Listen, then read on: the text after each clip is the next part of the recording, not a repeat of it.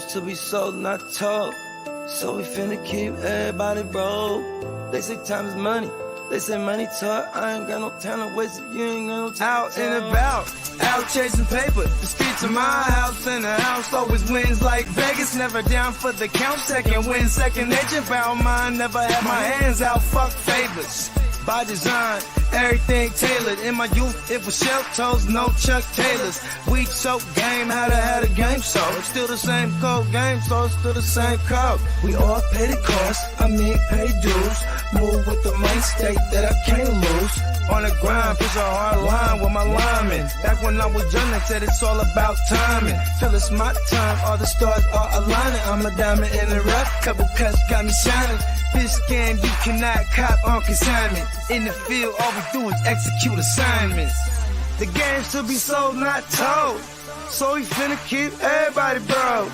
They say time is money, they say money talk. I ain't got no time to waste, you ain't got no time to talk. The game's to be sold, not told. So we finna keep everybody broke. They say time is money, they say money talk. I ain't got no time to waste, you ain't got no time to talk. First, we get into this paper. See, I want it all, plus a mule and 8 acres. A lot of alcohol, few dad bags of paper. Run this shit like a ship and I'm the sailor. Cold, kinda like it's fresh up out the freezer. Cold, if she ain't talking bread, I don't need her. Soon as I meet her, I'ma fuck her, then I leave her. It's the old Mac knees, treat them all like bottom feeders. Break it down slow for them folks that don't know. I'm a seasoned vet, black belt out the dojo. With a wide range of weapons, so I'm out the holster. Keeping all options open, so many ways that I can fold ya. Told you from the gate, never been about no play. Get it on the go, they never been known for no delay. The game should be sold, not to be told. Keep your mouth shut, don't have to break the mold. Mac knees.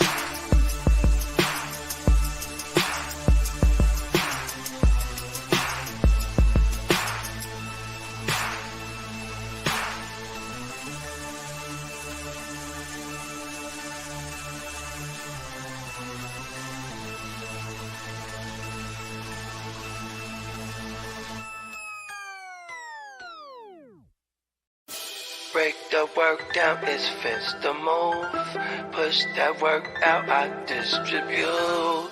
Break the work down, it's fence to move. Push that work out, I just distribute. A young pack mover, shot to my consumer. Jumping out the foreign or I'm hopping out the Uber. Crew clocking chips opposite of you losers. Can't be broke as a joker, got no sense of humor. Just a young pack mover, shot to my consumer. Jumping out the foreign or I'm hopping out the Uber. Crew clocking chips opposite of you losers. Can't be broke as a joker, got no sense of humor. I'm a D-boy, need abusive as users. I'm a D-boy, need abusive as users. I'm a D-boy, need abusive as users. You know I'm the boy, get money's what I'm used to. Keep you straight from the gate, so I don't confuse ya. I'm a D-boy, need abusive as users. I'ma make noise, shout to my producer. I'm an entertainer, but I ain't here to amuse ya. Yeah, fuck with shooters and they all fucking users. Come through and wake that ass up like a rooster, hella early in the morning. Early bird gets a worm. Finna get rich for 'em, food for the worms. Cutting cocaine, dropping whole things. It's a cold game, make you run your gold chain. Hungry, but I'm moving in a keto state. For sure, I beat the price on the keys in your state. Catch me running up a tail, fucking up a bag. Make me wonder how long will a good thing last. On my Curtis Mayfield, live a life I can't chill. Push a man, pushing packs, all I do is make squeal. Keep it 100, I'm just numb, yo, I can't feel none of these suckers when they say they real. Stacking Uber cash, I'm an out-of-state supplier. Random Uber man, he a getaway drive. Just a young pack mover, shot to my consumer. Jumping out the foreign or I'm hopping out the Uber. Crew clocking chips opposite of you losers. Can't be broke as a joker, got no sense of humor. Just a young pack mover, shot to my consumer. Jumping out the... You ready, Jerry? I'm ready. Just want to make sure you're ready, brother. Show me the money. Oh, you didn't know? Every day I'm hustling, every day I'm hustling, every hustling. Put my shoes on, you wouldn't last a mile. Summertime, wintertime, I'm on the grind. Yeah, I got the ring, I'm the champ, I'm the genie of the lamp. This is the gift I was given, so I just live by my hustle. It's all about the Benjamins, baby. It's all about the Benjamins, baby. It's all about the Benjamins, baby. Yeah, I keep me put in my pocket, it don't make sense, but don't make a profit. It's all a hustle, ladies and homies. Make money, money, money. It's hard out here for a pill. Really tryna get this money for the real. I want to find a thing to save my life, so I hustle. It ain't over for me, no, it ain't over for me. Here comes the money. Here we go. Money talk. Here comes the money. Show me the money! Okay, let's go smoke that joint. Ooh. Hey, what up? Fantasy Football Hustler back at ya. What's happening, Bogard Scott, free king of the universe? That's a little much, huh? Ambassador of the universe. Yeah. There you go. That's more like it. I am no king. And shout out to our man Clock. He says he's got a doctor's appointment at 8, but wanted to drop by and say go Niners. Next time that you have a doctor's appointment, make sure you go to Dr. Bogey's practice. Yeah. See, I'm clock management, that's my man. You know what I'm saying? I got an Achilles injury years ago, right? See, the Achilles is right here. You know what I'm saying? I know you guys might have heard of the Achilles heel, right? Because that, you know what I'm saying? That's from Greek mythology, right? Achilles, you know what I'm saying? Not to be confused with the Achilles here connected to the foot. See how it does that? Connects right to the foot. You know what I'm saying? Shout out to Derek in the house. Salute. Derek walked in like, oh, God, here we go already. He said already, Jesus fix it. I'm a doctor. Oh, man. Peacock, what up? He said, man, I'd love to see the Texans play with 11 healthy starters on at least one side of the ball sometime this year. I know. Is Petrie out too? Petrie's just out, or we should expect him to just not Well, play. he didn't practice yesterday, so we'll see. Yeah. I don't think it's looking too promising for this week for him. You know, if I'm D'Amico Ryans, I'm like, bruised lung, hey, just sit out, man. You know what I mean? Yeah. I feel like you could die from that somehow, right? For real. Dennis, what up? What up, Dennis? Marty showing love on Twitch. What up? Marty. What up, Charter? What's happening, Charter? And Facebook user asked, is Aaron Jones playing? He's trending in the right direction, but make sure you come back at 1 o'clock West Coast time to watch our official fantasy news show when we get all the official practice reports and injury reports for the day. They're gonna need his style of running back against the Saints, or it's gonna be really hard to just get things going between the tackles. You know what I mean? And Derek, you the man. He said, I was so busy yesterday. I missed all the shows and the game too, but I seen the highlights. Nice. Well, Derek, we're going to need you to record some of those terrible drops because when you're not here, it's terrible. It's terrible. We need to have the drops. He just needs to do a video on the iPhone, because that would be clean to rip, right? You could rip the audio pretty clean there. But that's terrible bogey. It's terrible. We need a video of him watching Dr. Bogey at the time. So we could get a natural, oh, that's terrible response. See, this right here is the leg. Running backs need those. I mean, they tell me I lied. I went to years of med school just to break it down in layman's terms. Yeah. Let's see. Wife got back in town late last night, so she stayed home with the little bro. He said everyone else doing good. All right. Perfect. That's what's up. Man, it's that time of year when people start getting sick, right? Weather starts changing. Yeah. I mean, yeah, it's crazy. Look, I done graduated to the long sleeves already, because in the mornings over here, it's like 40, 45. Then like at 9 o'clock, it jumps right up to like 70s. But that's gonna go away sooner than later, man.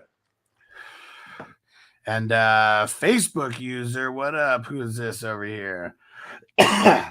Scott said, should I trade DK for B-Rob the Mob and Hollywood 12-team dynasty? Hell yeah. No, actually, I don't know. I don't care for I want Hollywood. B-Rob, but like, damn. Why you gotta Well, give because I said hell yeah, and then I heard you say dynasty because I'm like a second delayed. Yeah. So it's like, I'm like, oh, never mind. Yeah, because I'd rather have DK for dynasty. Yeah, I would just work this a different way and not give up DK. DK is going to be so good for so long. Like, he's a freak of nature and a wide receiver. Yeah, it lasts longer than running backs. And listen, I love B-Rob the Mob. I thought it was a redraft until I man. I mean, we got to not talk over people. We got a full drop for B-Rob the Mob.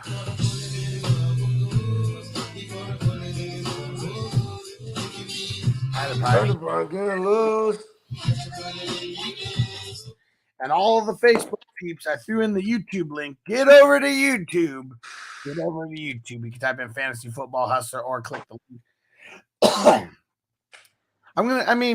I guess it makes it a little bit more appealing with Jamison Williams, but I just don't want to trade DK. Not in Dynasty. I don't want Jamison Williams.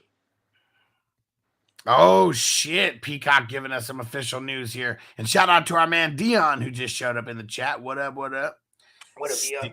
Stingley out 6 to 8 weeks. Man. Damn, bro. He just can't stay healthy, man. And you know what? At least, when people were knocking them, like, oh, why would they grab Stingley in the first round with all the injury history? But it's like, when really it was instead of Sauce. I think it was instead of Sauce. That was the big right.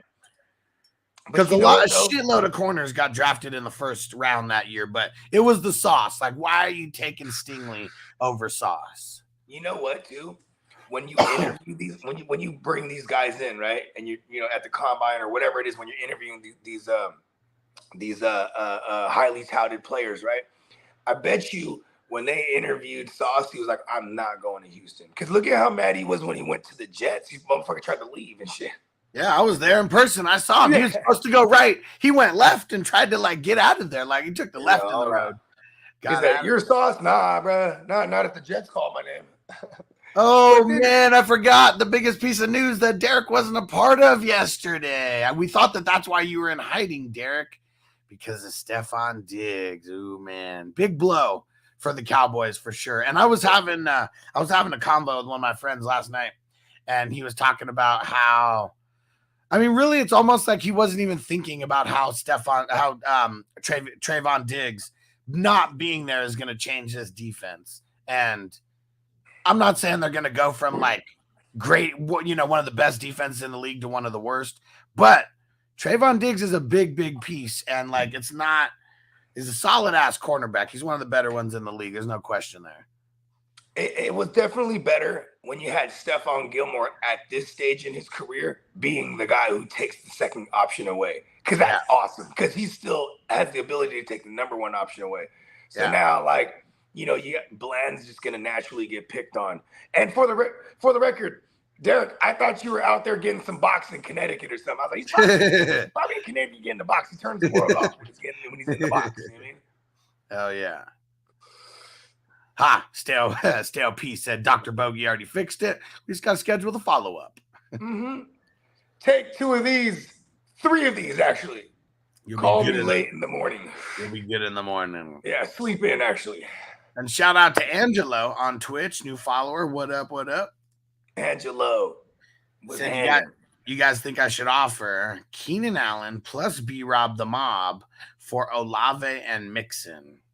I just don't like doing trades like this because I'm assuming this is redraft. If you want to cheer for Olave and Mixon, figure out how to not get rid of Keenan Allen, to get rid of Olave. If the only way that you could get Olave is by giving up Keenan Allen, just avoid that trade. Yeah, I think in a vacuum, you have the better half right now. Yeah. I'd rather have that half. Yeah. Especially everything with Mixon, we're just hoping and praying, right, that everything gets back to normal and that everyone doesn't keep stacking the box on injured ass Joe Burrow. I stopped wasting my prayers on them. Yeah. No reason to anymore.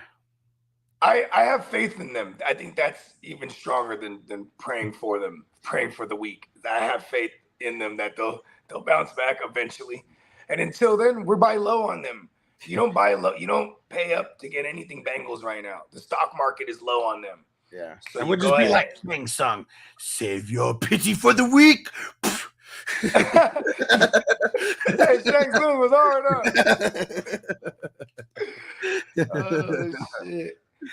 Oh, man. That's a very, you never realize how deceiving a shape-shifting power could be. Like, you could just be anybody, bro. Yeah. Rob everybody. You could be a bad bitch, pull a drunk motherfucker into the bathroom and shake his ass, take everything he got. And then you'd be like, it was a woman. I mean, shit. You can even shapeshift into your dead brother somehow. Try to really mess with the mind. Trip everybody out. Trip everybody out.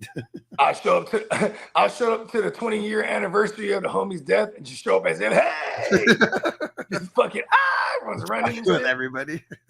Oh man. Peacock said, what's up with Reynolds? Shang Tsung, is that you? Peacock said, what's up with Reynolds Rap's groin? Pause. It sucks, man. Today's the most important practice. We got to be listening for all the coach speak today, and we'll see. He has to get into limited today for us to, even consider like throwing him out there. Unless it's like a Puka where he doesn't practice, and they said on Friday he's still expected to play, even not practicing. So unless it's something like that. Yeah. And when it comes to Reynolds and him having the already rapport with Goffel and him knowing that been in the system for the last 2 seasons, I'm okay with him not practicing if they say he's gonna go, because that means they're just not trying to hurt his groin some more. You know what I mean? Yeah. Gotta have a groin, bro. What up, Zeb? He said happy Friday. See, the groin is right here. You know what I'm saying? This whole area, right? It's not just where the cock is, you know what I mean? It's the whole area right here, the groin. It's like a lower abdominal, you know what I'm saying? The groin, the twig and 2 berries, you know what I mean? Let's see what Zeb said. Happy Friday, Javante, Damian Pierce, Stevenson, Ken Walker, Dalvin Cook, sit one.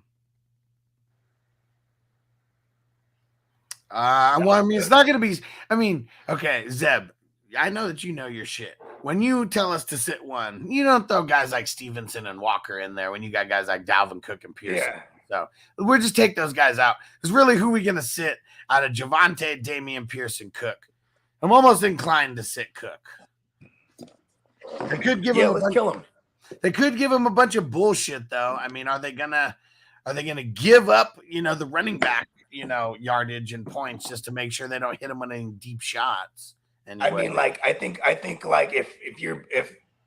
if I am the evil emperor, Bill Bogard, right? I'm gonna take away Garrett Wilson and let them have everything underneath. You know what I mean? Right. I think that's what we're all expecting, right?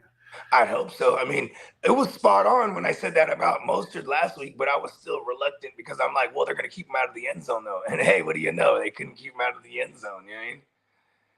But then it was also easier to hit that on the head because they have 2 of the best. They had 2 top 10 finishers at the receiver position last year. So, you know what I mean? It's a lot going on. Even when you get down to the red zone, like with the Jets, it's like Nathaniel Hackett without Aaron Rodgers. Yeah. It's like, the Broncos didn't look any kind of good, and they had Russell Wilson. You know what I mean? Like, it's just like this. To run that system, it's a lot of timing routes. You know what I mean? A lot of anticipated throws. Zach Wilson don't have none of that. Nope. Yeah, so we'll leave Cook on the bench for now. And let's see. Dem 7 said Flowers, Madison, Ford, Tank Dell. Pick one. I think I want to go Tank Dell. Yeah, I'll go Tank Dell. To me, it's Tank Dell or Flowers. Who do the Ravens got this week? Ravens got the Colts. I'm okay with Zay Flowers and or Tank Dell, but with Tank Dell, it's just because I think I'm banking on the volume there. You know what I mean? Yeah. And then with And then we should see some decent volume for Zay Flowers against the secondary that's been getting got. We hope so. And but we know there is no guessing with Tank Dell. We know that he's going to be getting close to 10 targets. I feel like the Jaguars, after getting you know what's crazy? They all ate on the Colts last week. Huh? It was all the Texans that ate on the Colts too, right? You know what I mean? Yeah. Last week. Yeah. So I guess what I have an issue with on one side is that the Colts, like, it might be a very, very, very shit game for them. I mean, we don't even know if it's going to be Richardson. Okay. I see. Like, because it was the Texans and the Colts, it was going to be competitive because they're both bad. Is what you're saying. I think that the Texans are going to be in straight garbage time because the Jags are going to be hella pissed. And like every piece that the Texans are missing, it's like they're just going to be in like these nonstop CJ Stroud 40+ attempt, games. And I like that. I know Peacock doesn't like it. He likes to see the ball flying around, but I bet he wishes it wasn't for garbage time. Yeah, but Peacock said it. He said, next year, I'm rooting for the 2024 Houston Texans. Yeah, he said Peacock said that Stroud should have another 45 attempts, right? I mean, unless they somehow, the Jags are at home. That's another thing, be a little bit different if maybe they were on the road and, but. And they're coming off of a loss. They're coming off of a loss. They're going to whoop some ass. And not just a loss, a horrible loss where they couldn't even score 10 points. They got to be pissed. And, I got to say, Trevor Lawrence's hair, it looked like it was flat that day. He was having a bad hair day, everything, man. I'm telling you, man. Sunshine can't make that pitch out there. He's fucking up. Can't make that pitch, coach. He's got to be the first man to star and a fucking what is it called? An herbal essence commercial. You remember that? It always had the broads moaning and shit. Oh yeah, they're having their herbal orgasms in the shower, doing the shampoo. Yeah, but see, and it's just him, right? He's like, ooh, yeah, ooh. I don't know why he sounded like Macho Man there. But yeah, that's what I was gonna say. Is he entering the? Ooh, yeah. He's channeling his inner Macho Man. This hair's the madness. And then you get the herbal essence and you run your fingers through it. Oh yeah, herbal essence. Elizabeth, this is my shampoo. We're coming for you, Stroud. Oh yeah. Fire on Trevor Lawrence this week, man. Yeah, Derek. Of course, you got to throw it in at the end. Snap it to a Slim Jim. Rest in peace to the Macho King. Oh man. And Peacock said, you know me, I'm gonna say Tank Dell for the solid 9 targets and a chance at a big play. Yeah, because really it's all three of them, Tank Dell, fucking Robert Woods, and Nico. Those guys are like the flex studs right now because you got them all off the waiver wire, except maybe Nico if someone drafted him late. And they're all getting like 10 targets a game. So what are they against the tight ends so far this year? The Jags. It's like, it better not fucking be a Dalton Schultz out of nowhere out of all of a sudden. Like, what the fuck? Because he's been missing out on the party. Even though he's getting 7 targets. It's just, you know what I mean? I mean, does it count? Like the Jaguars went up against Kelsey last week. So, I mean, that does kind of skew the numbers a little bit. They gave up the 18th least amount of points. So what would that be? Like the 14th most in week 1? Is it me or is Detroit the worst right now? And even though they didn't play against the Kelsey it's literally the Eagles. They've given up the most points to the tight end week 1 and week 2. Okay. We're the Lions. And it was Hunter Henry week 1, and then it was TJ Hawkinson week 2 for them. And I promise you I'm starting Cade Otton over like a bunch of fools this week. But here you go. I mean, the teams like right now, let's just say 1, 2, 3, 4, 5, 6, 7, 8. How about the 8 teams that have just given up booty to the tight ends every single game so far? There's not like one time they did good, one time they did bad. Every tight end has gotten off against these teams that they played so far. Eagles, most points. Dolphins, second most. Detroit, third most. Bengals, fourth most. Raiders, 5th. Jags, 6th. Jets, 7th. The Broncos are 8th, but they shut down the tight end in week 1. Cardinals have been giving up booty to the tight end all season. It's crazy because so I'll point a couple out, right? I mean, I knew the Lions were up there, and then I didn't know the Dolphins were up there. But like, look at the Eagles. Well, it played. It was week 1. I mean, I think they gave the Parham, and then week 2 it was Hunter Henry. Pretty much Hunter Henry. Like anyone who went up against Hunter Henry the first 2 weeks, like you're giving that booty to the tight ends. Yeah, and like look at the secondaries like the Eagles and the Jets, right? They're hella congesting on the outside over the middle to be getting got by the tight ends, right? And same with the Dolphins also, right? Same with the Dolphins, yeah. And Detroit too, like man, that's why. I mean, Detroit's got pretty solid corners. Like that's why they give it up over the middle. Yeah, you ain't lying, huh? That's why they got rid of Okuda. Yeah. The Bengals are kind of just. I think they've. I mean, versus Cleveland and then versus Baltimore. I'm like, who knows if that's going to be a trend that continues? It might just be like just. I mean, I think the Jets one is a solid one, and the Eagles that we could pick on, and actually, just the top 5 right there. The top 5 right there is legit. Any team that has like stacked quarterbacks, like I mean, why? I mean, stacked corner backs. Why? I mean, why would you be testing a guy like Sauce versus like testing over the middle? Yeah, maybe finding a mismatch with a tight end on a linebacker or on a nickel or something. You mean? Yeah, Cardinals. I mean, they're just giving that booty to everyone, so that's why they're in there. Yeah, and the Cardinals and the Eagles. This is like a last 5 years thing. You know what I mean? Yeah. And and the Giants too. And the Giants too. I mean, look at within 3 weeks of the Giants, right? We saw like Ferguson got a touchdown week 1, right? I'm not really gonna count week 1. Week 2, Zach Ertz ate all over them. Last night, Kittle 7 for 90. You know what I mean? Yeah. I mean, you know what I mean? We could pick on him with tight ends too. Yep, and shout out to everyone who's rocking with us. It's the morning show. We're going to be answering questions, but you got to be ready for some isms because we're doing research along the way. We like to workshop things, right? Or I guess what do we call them? Yeah, I guess we call them workshops, right? Yeah.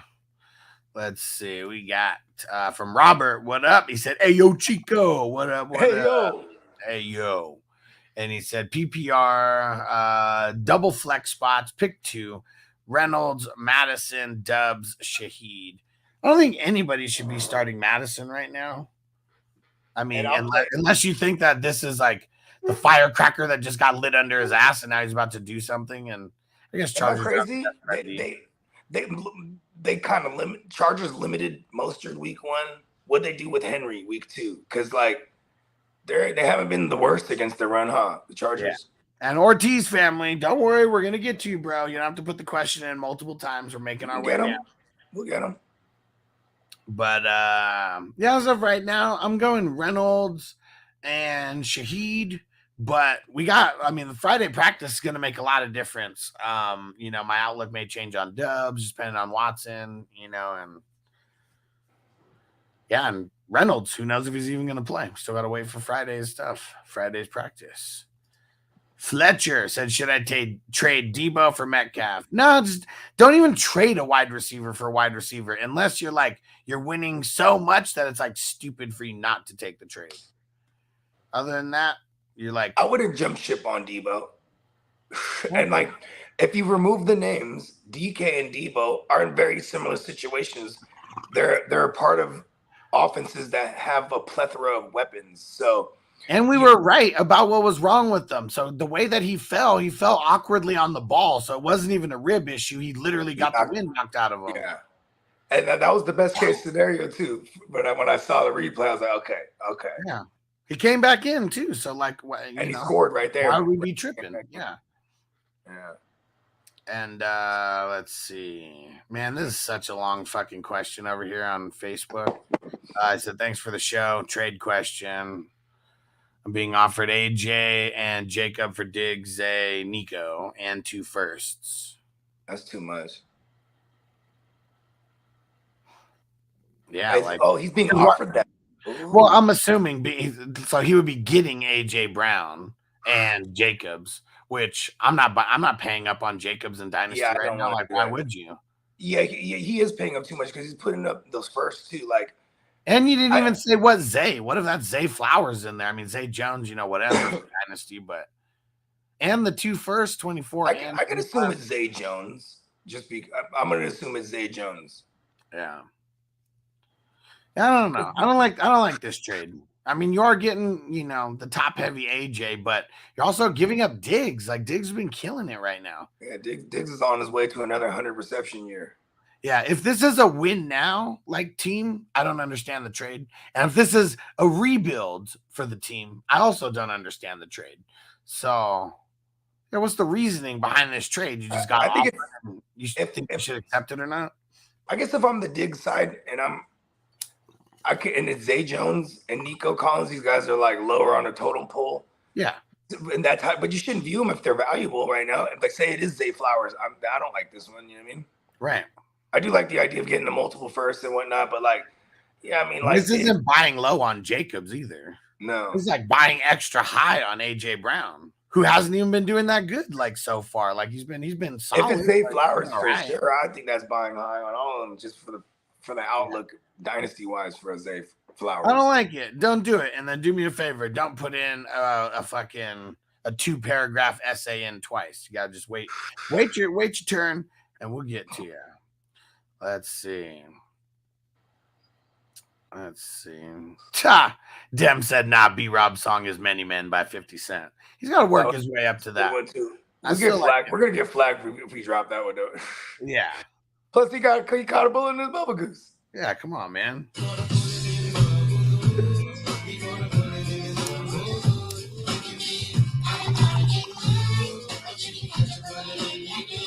And if anything, his song should be that MOP. That Annie up, jack that fool. Annie up, kidnap that fool. Get him, hit him, right? It's about robbing somebody. They robbed his ass. What up, Luckily, Brandon? he's an NFL running back, and he run like a motherfucker. And all these questions that we're getting to now, it's like 15 minutes ago or so. So just throw a little, let us know that you hear the answer. We got Dion in here, Rashad White or Najee or Warren? Najee. Yeah, Raiders. Dude. It's got to be it, or else I was saying I can't vouch for Najee anymore if he doesn't take advantage of this bad matchup. Well, this is almost like, you remember a couple years ago when Kenyon Drake on the Cardinals, when it was like he was just doing shit and the play calling was shit and like everything was shit. And then he was going up against the Cowboys and everybody and their mom had gotten off on the Cowboys. That was a doubleheader Monday nighter in 2020. I remember it. Yeah. And it was when I first started doing content and or at least started getting like super serious at content. And I was like, Kenyon Drake is about to teabag the Cowboys. If you've ever been nervous about starting Kenyon Drake, now's the one time that you can start him and then you trade him off after this because the schedule is absolute shit after this. Christian Kirk blew up that game. Kyler Murray, also, if you look at Kyler Murray's history, when he plays in that stadium, he goes crazy. Because I guess he played in that stadium a couple times in college. Okay. So and he's Texas kid, and it's his first time that he tore them up, man. What up, Super Saiyan? He beat them in 2021 too. Yeah. At the end of the year, I think it's like fantasy playoff time. There's a lot of winning in Texas. And M. Dave said, Hustle Gang, for a PPR, I need a wide receiver, 2 flex, and an RB. Okay. Higgins, Puka, Nico, Brees, Hopkins, Connor, Gabe Davis, Roshan, Sky, and he put Moron. I was supposed to be Sky Moron. How funny! It got auto corrected to Sky Moron. Hey, no, we'll allow it. I mean, let's see. So the wide receiver. I mean, Higgins and Puka. I feel like they both got to be in. One's going to be wide receiver. One will be one of the 2 flexes. Who's the running back out of all these? So Brees, Connor, or Roshan. So he needs one running back. Oh my God, bro! It's Connor. That's fucking ugly. Yeah, it is. I mean, like what's annoying about Connor is I hate him so much, but it's like he just gets the volume. Yeah. Yeah. And it sucks to say that over a Brees Hall, bro. But like, Derek said, Sky Moron. I'll allow it because that's how I feel about him right now. I'll allow it. And who would be the other flex? So it'd be out of Nico, Brees, Hopkins, Gabe Davis, Roshan, Sky Moron. It's crazy. It might be Gabe Davis to me here. Can we also call him Elijah Moron? Because he's pissing me off too. Yeah. Okay, good. Yeah. I think you're gonna have more in your name and get less, you motherfuckers. I think I'm going Gabe Davis on this one. I'm gonna go the Angel Gabriel. There we go. Facebook user said Tutu Atwell or Mike Thomas. I'm gonna go Tutu on a Monday night. I'm going Tutu, but it's crazy because Michael Thomas, like, he probably has the best matchup this week. Maybe. Like, I guess well, just, I mean, on as far as like the corners that he's going to be matched up against, you know what I mean? Because it's when he hasn't been lining up in the slot 100%. Yeah, he's been out wide more too. That's what I'm saying. Like, yeah. Mm. Well, because Jair Alexander hasn't. I guess Rasul Douglas, I don't want to fuck with him neither like that. I mean, and Jair Alexander, like, it's been weird. Stays to one side. Yeah, he hasn't been. He hasn't been following. It's got to be a Jefferson or something that he follows. Maybe he follows around Olave if they feel like if Olave starts getting, they'll do that. Maybe they might not even have to though. I mean, shit, Olave runs like so many like 9 routes and shit. Like, I mean, they could leave Jair on one side, and if they wanted to double team him on the other side, they probably could do that easily. And let's see. Damn said Trayvon Diggs, not Stephon. Yeah. I know. I keep mixing them up. I said Trayvon. I said Stephon, and then I switched it to Trayvon. It's funny because like I understand it like it's another language. Like I know what you're saying. No, really. I speak fluent hustler. Yeah, don't just hear what I'm saying. You got to listen. You got to listen. You got to feel it. Yeah. And Derek said now it'd be bland in Gilmore. Yeah, it's gonna be very bland over there. Let's see. Crispy in the house. What up? What up? What up, Crispy? Zeb said Dak or T-Law this week. I mean, I don't think anybody should be sitting T-Law this week. Man, it really sucks though. It really sucks. Like everyone runs all over them, and that hurts the QB. What up, Bakes? It does, but do you think that with all the bad secondary, do you think that I don't know? Yeah, I like that. No Stingley, all that. I like that. No Pittry, like I mean, man, they're hurt everywhere. Like I mean, it's different when you got Pittry and Stingley and all that. Then you're gonna force the run. They might be able to do whatever the hell they want on any play, like out there. And let's see. Zeb said Burrow going to play Monday. Go with Burrow, put Goff or Stafford in. Well, I mean, see, you got Stafford, so you already got the switch there, so you could just wait and do that. In a world where I don't have Burrow, the Falcons. That's shaky. It has sneaky shootout capability, but I also don't really want to test that Atlanta defense right now with Goff kind of looking awful. Yeah. You know what though? But in order, just by matchups, bro. I'd play Stafford. Oh, shit. Bengals just signed a QB to their practice squad right now. They got to have somebody. I mean, that's a tell. I need them to announce something so I can move all these Jake Brownings I have right now. It's because this is their Thursday. Like, that's why. This is only their second day of practice this week. So, so you elevate someone to the practice squad so you can get them acclimated so you can play a backup. You know what I mean? Potentially, yeah. Yeah, because today's their Thursday. Tomorrow's their Friday, and then Sunday's the walkthrough. And they probably won't tell us anything about Burrow till Monday. And Ortiz said that I started mad over Pierce yesterday and it went good. Yeah, I mean, he got double-digit points, but you also don't know how many Pierce is going to get. I don't think that he'll get as many as Breida did, but I think in like crossing your fingers that Breida doesn't bust him, I think that's a win for him. You know what I mean? Yeah. Because that was a very dangerous play. Yeah. I like it, though. I respect it. Revenge narrative. He scored on his old team. Revenge. And Damian Pierce with 5 linemen out hasn't been nice. Yeah, and they just been kind of abandoning the run or not even targeting the running back. I like that, though. He goes down the field, man. Young Stroud. And what Ortiz said, Niners haven't played anyone yet. Just wait. I think maybe some stuff got lost in the shuffle. And that's what's crazy is like, about the Cowboys. Yeah, I mean, see, that's what's crazy is like, yeah, week 1 the Steelers were nothing, right? But then week 2, it's like we get the Steelers with 2 defensive touchdowns, like all that shit changes from week to week. I'm just saying, like, I mean, I'm the wrong person to try to egg on about my Niners anyway. I'll probably be on the green most of the time anyway. Bogey always takes the high road when it comes. Takes the very PC you're right. route. My Niners suck.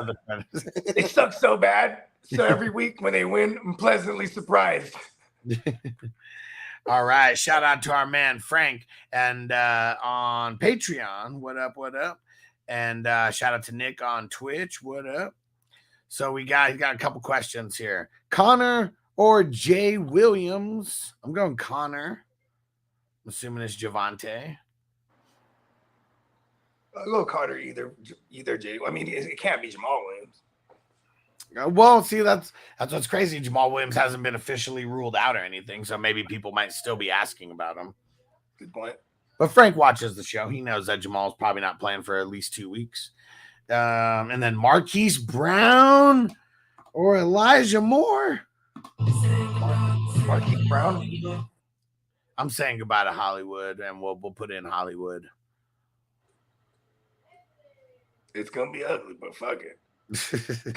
At least there's no digs out there now. I mean, hopefully he gets. I mean, even if he draws like Stephon Gilmore, it's like, he's not the Stephon Gilmore of old. It's almost like he might even be on Ertz. To be honest, Stephon Gilmore might even be on Ertz, bro. Yeah, it was almost like I mean, over there, it's like their version of Xavier Howard and Ramsey, right? You know, you got the younger superstar, and then you got the old wily vet on the other side. Yeah. And any more? Muth or Laporta? I'm going to take Laporta because at least, you know, he's getting 4 or 5 targets out there. Muth has been so shaky, but the Raiders do give up booty to the tight end. So that is that's the cause to pause right there. Is it's a really good matchup for Muth. But that's where we'll go right now. Let's see. Let's catch up a little bit and start smoking. Nick on Twitch said, would you start ASAP Ferguson? Why is he ASAP Ferguson, though? He said, would you start ASAP Ferguson or Pitts? You know what's crazy? Is I'm going to say Pitts because the Lions have been giving up the extreme booty to the tight ends, and Ferguson sucks, right, Derek? It's terrible. It's terrible. Let's see. And shout out to Yuck. I don't know if we shouted you out yet, Yuck, but you the man. Tossed LP, the cream always rises to the top. And what up? Shout out to the Facebook user. Who's the Facebook user? Our man Scott. What up? What up? He said, I watch y'all in my crane every day. I like it, bro. I like it. Appreciate you. Big BS said Seahawks, Ravens, Jags. Going Ravens. So Ravens or the Jags. Yeah, I think I'm going the Ravens.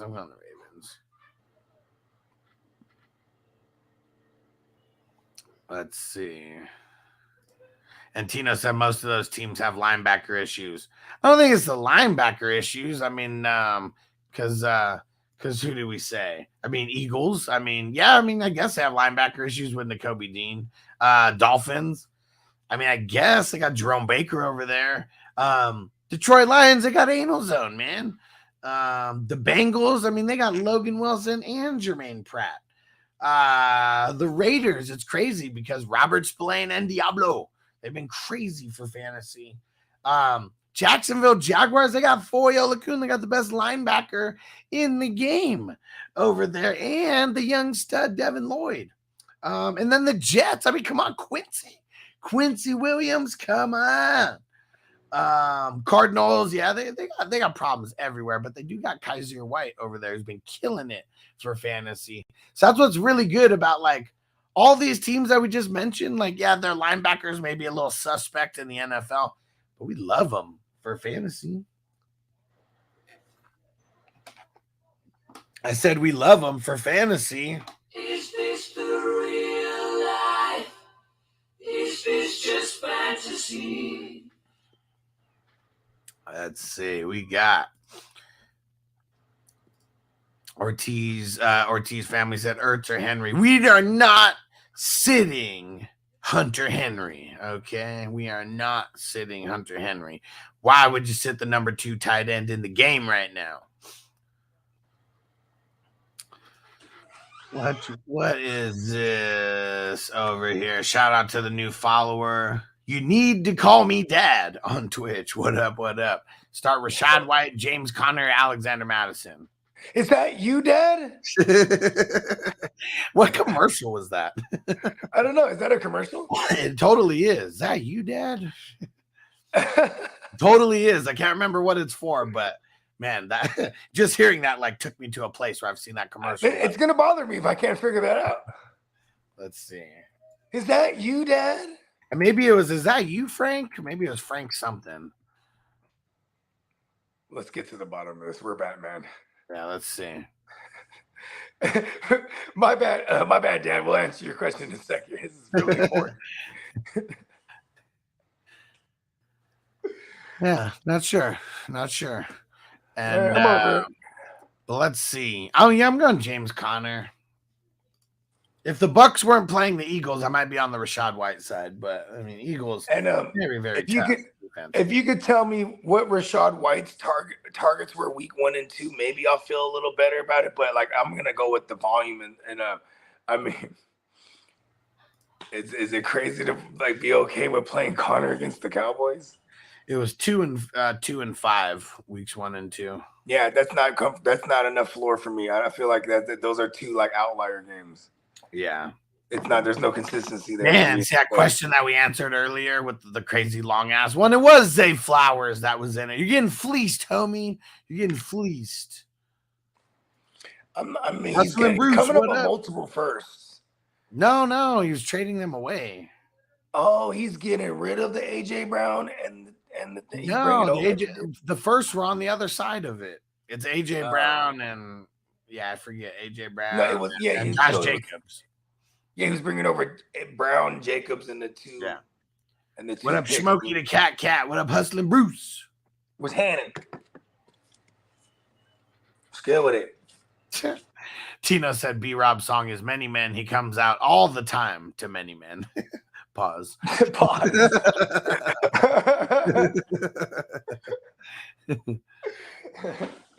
My birthday twin's funny. Zeb said is Gainwell coming back. Let's check the injury report. He got into a limited, so that puts him on pace, to be honest, because their game's on Monday. So he got into a limited yesterday. That was like their Wednesday. Ooh, and it's a rib issue. I never really knew what his issue was. It's a rib issue. This is going to be a pain tolerance thing. Little flap jacket. What do they call it? Flak jacket? Yeah, flak. Yeah. What up, Song? Flack or flap? One of the two. I don't know. It's kind of like, is it a shovel or a shovel pass, or is it shuttle or shovel pass? You know what I mean? Like, I hear people say different things. You know what I mean? Man, come on. Song said Elijah Moore Dotson this week. Come on. Well, obviously. I just don't want. I don't think Elijah Moore can be started right now. Who do the Browns? I mean, yeah, you can. They play the dare. Right. I mean, if you're gonna start them, if you dare. What are they against receivers? Worse?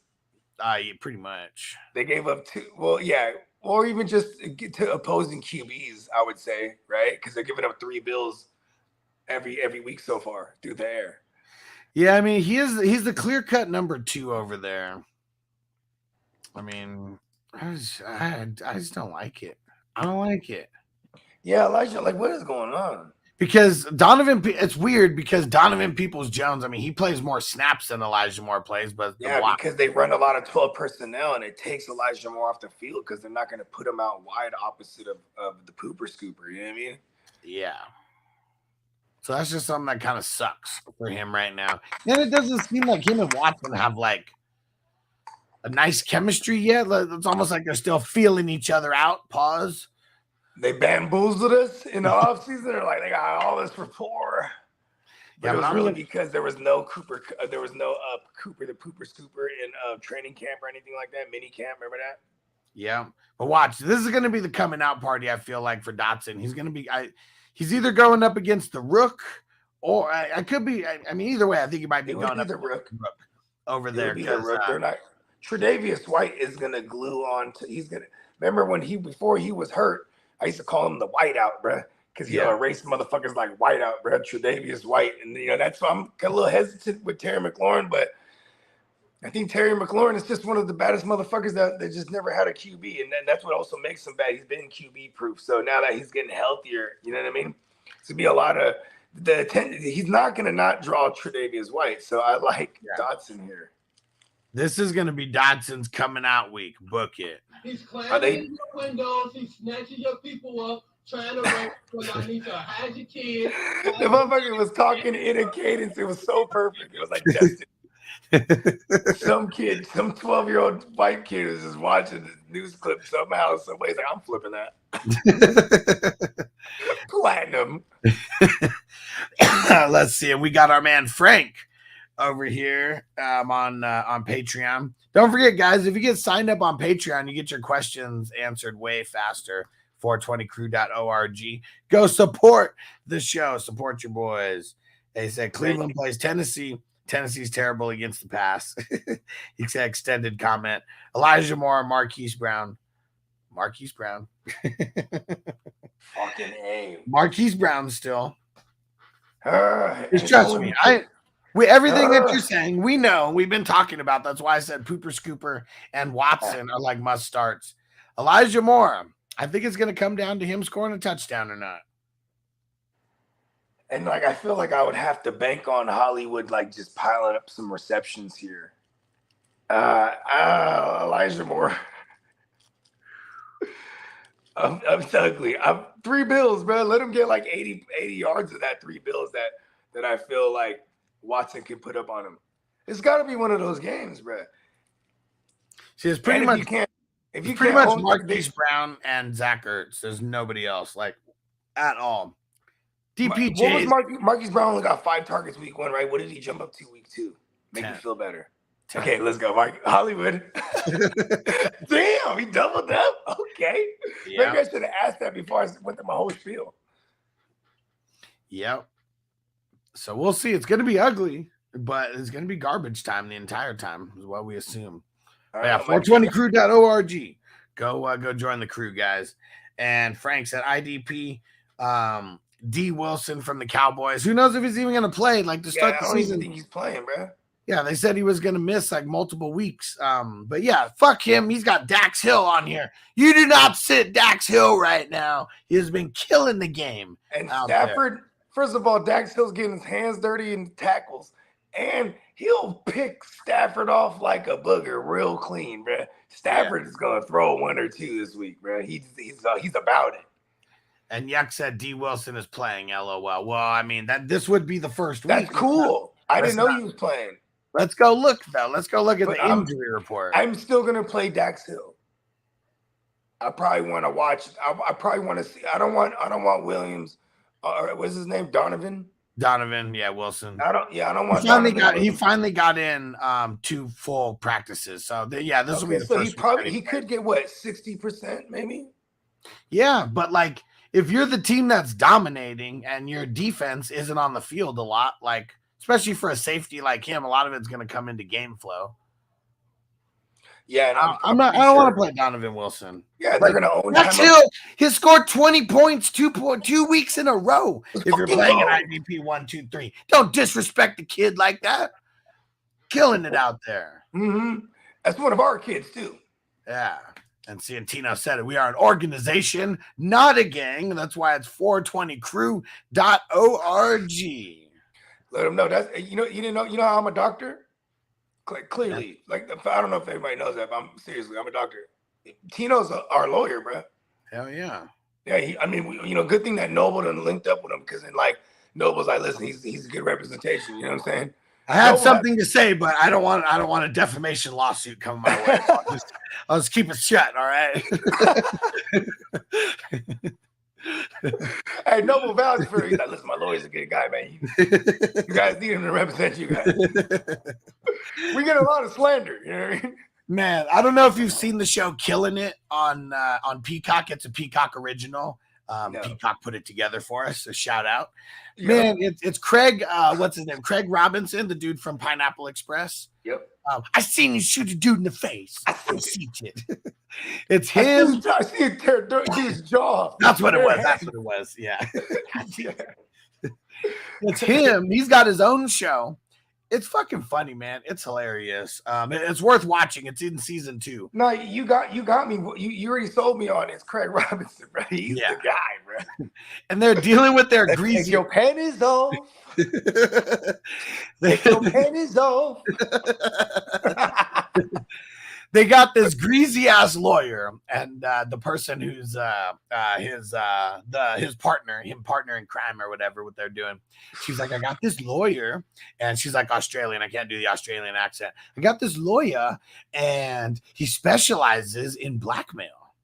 And he's like, oh, word, he's gonna be able to help us because they're being blackmailed right now. Okay. And they go start explaining everything. He's like, wait, that's extortion. Yeah, that's extortion, right there. Yeah. The lawyer was like, wait, you guys are the ones being blackmailed? And he's like, I'm just going to go to the bathroom real quick. And then like runs out. So he's really good in the art of being the blackmailer. You know what I'm saying? Like, not so good on the other end of it. Who we blackmailing? I specialize in extortion. Oh, really? Yeah. Who we getting? Who are we extorting today? Extortion is very dangerous. But yeah, if you guys need a new random show to watch on Peacock, it's called Killing It. And yeah, Craig Robinson's fucking hilarious in this show. Hilarious. Peacock, give me money. Hold on. Peacock, give me money. And Chewy, what up? Former Bengals, Chad Ochocinco Johnson. Yeah, he's not Ochocinco anymore. Right now, he's just Chad Johnson. And he paid for it to get changed back. Yeah. Claimed he used to be a stripper named Twix before joining the NFL. I can believe it. There's a lot of money in that, bro. I have a story. You ready for this? Was he left side Twix or right side? I've told the story a dozen times already. My man, shout out to my man Franklin. That's what we'll call him. Big Banco Franco. And when we was young, bro, his brother had a bar, had a restaurant with a bar in it. And then his brother sold it to him. And it was in a little town called Gilroy. It's like a farm, like an agricultural town type of shit, right? It's like south of San Jose, right? Okay. And like we throw functions there, bro. And like on off nights, he goes, "Hey, bro, you want to make some money?" And I said, "Yeah, hell yeah." He's like, "We need to get male strippers, bro." And I was just like, "For real?" Like, you know, I'm thinking like, "What the fuck you talking about?" But he's like, "Listen, I'm telling you, bro. These ladies' nights, these bachelorette parties, and like it would kill, bro." And we had the homie. He was kind of yoked up. You know what I mean? He's like, "I'll do it." You know what I'm saying? Racks, bro. These older women, bro, are wilding more than men, bro. We was just on the side, like in the back in the little kitchen area, just eating tacos and shit. I'm like, damn, bro, we're pimping dudes right now. That's funny. And Peacock said, you already signed the NDA. I know, man. I know. And look at that. Tina said, thank God for the NIL deals, Chewy. Remember Rob and Big Black? Yeah. He used to be a stripper. And they even had a whole episode where he had to go. He had to train, get back in the game. Man, RIP to Big Black, man. Such a cool dude. Such a cool fucking dude. Got to meet him before. Yeah, I did too. He's from San Diego. Yeah. Oh, word. Yeah. Yeah, I met him in some club in fucking Santa Monica. Okay. Yeah, and it was just him though. He wasn't with no Rob, but this when the show was going on. Okay. And my homie Dino, shout out to Dino. He goes, hey, tell my homie Bogey how you guys were running through tequila. And he's like, nah, man. I'm like, where's she at? I want to hear the story. Yeah, he didn't tell me the story. I'm like, come on, man. Oh man. And supposedly she was on Rob's dick forever, bro. So much that like, you know what I mean? She's like, fuck it, I'll fuck with Big. I just gotta I gotta fuck my way to the top. I mean, shit, she got herself a little deal. Yeah. It's funny. Dino said, thank you for respecting my client. I mean, got no choice. Got no choice. I want to get sued. He's always watching. And Joey said, "Child, please." Man, Andre on the league, he was so excited. And he was like, "He child pleased me." Oh, you talking about Chad? Yeah. And he's like, "Hey, Chad, what do you think about these glasses?" And he's like, "Child, please." Andre was so excited. He child pleased me. And Chad said, "R.I.P. Big," and Tila Tequila turned into a weird fucking bitch. You know what's weird is fucking watching her on TV, being where I'm from, where there's like a very large Vietnamese community, probably like third largest, maybe even second in the world outside of Vietnam for real, right? And she looked exactly like them little 5'2"ers that was running around in my city with the fake tits for real. Like it's like prerequisite, you know what I'm saying? Yeah. And she made it. She made it to the big lights. And I think she's from like OC, the OC or whatever. Uh-huh. Yeah, that's another place where it's like a gang of Vietnamese, you know what I mean? California. Good morning, Vietnam. Man, the OC, that was a good show, like season 1. Oh, that's what it was. I was like, I know that song. It's from the OC. I never watched it, but I remember my girl was on that shit. She had like the DVDs and shit. Yeah. They had to be in like California. In California. Yeah. Okay, yeah. And it's it was funny how effective those are, huh? Yeah, it's a little piano like beat that they had going before that. You just remember that. California.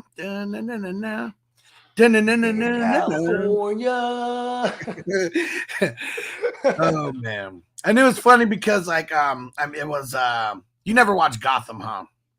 Nah, unfortunately, it's funny too because all my nerd homies are like, "Bro, Gotham's hella dope, bro," and I'm like, "Nah." And then like eventually, like, all right, it ended up falling off, and then they canceled it. It's the so the guy who's in OC, like the main guy, he's actually Gordon in Gotham. And I don't think I've seen him in anything other than those. So it's like him picking and choosing that second role that he was gonna do or whatever. This is when Gordon was in the streets, right? When he wasn't like the commissioner yet. Yeah, he wasn't the commissioner. He was just Detective Gordon. Ooh, okay. Yeah. See, that's why he links with Batman too, because Batman's like the greatest detective in the world. And see, that one would not be one that we would be able to do for the silver screen breakdowns because I think it's like 20 episodes. Each are like an hour, like it'd take a while to get through one season. But that's just one that maybe in the off season, maybe you check out a couple episodes because that was like on WB or UPN or one of them bullshits, right? No, I think it was Fox. It was Fox. Yeah, I know they have. I mean, they had it on Netflix. I mean, Fox did. They did have their hands on. See, Fox was dope because they had their hands on a Batman property and they had their hands on X-Men property. You know what I'm saying? So yeah, that was dope in the 90s. Yeah, and even like as nerdy as you are, because it's like they give so many different backstories. Hey, shout out to the Cannabis Guardian Angel. What up, Hez? What up, Hez? They give so much backstory on different people, because you get like the Joker, you get like the Riddler, you get the Catwoman, but she's like a 17-year-old, just like living on the street like gangster chick, Yeah, hell yeah. She's a con artist too. She's just like a swindler. She'll get a motherfucker. Hell yeah, she's known in the streets. And Bruce, he's like when the show starts, he's like a little pussy, like I mean, this maybe like maybe a year after his parents died, I feel is like the timeline. Oh, so he's a teenager for real. Yeah, he's like 14, something like that. Like, I mean, I'm just thinking, just off the top of my head, like maybe in real life. And they got the Alfred character in there, obviously. Yeah, for sure. Hell yeah. Yeah, that was a stupid question. Yeah, of course you got to have Alfred in there. Alfred's a gangster. He's the one who starts teaching Bruce, all the ways. Because, so that's their take on it, right? Because, like, in the comics, here's the thing is like, the one thing I'm sure why they have Alfred training him is because Alfred is like MI6. He's like the British CIA. You know what I mean? Yeah. Former, right?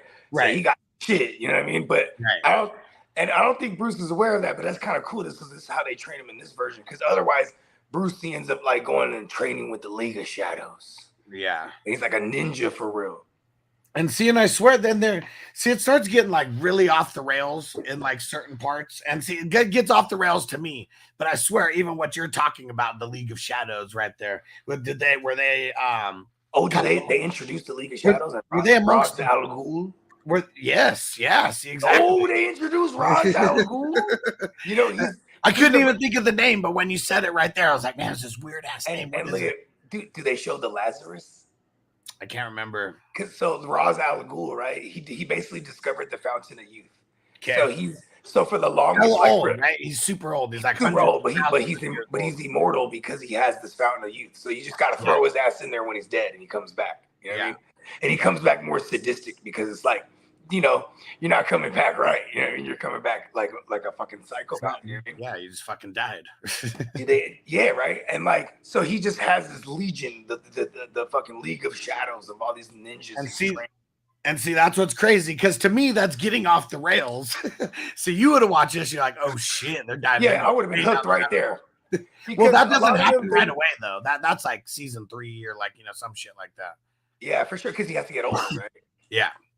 Yeah, and then like, so check this out. The League of Shadows, their purpose is to take down empires. So like in their history, they took down Rome, they took down the Moors, they took down, you know, ancient China. Like they keep everybody in check out at one point, and Gotham City was this next one that needs to go down. You know what I mean?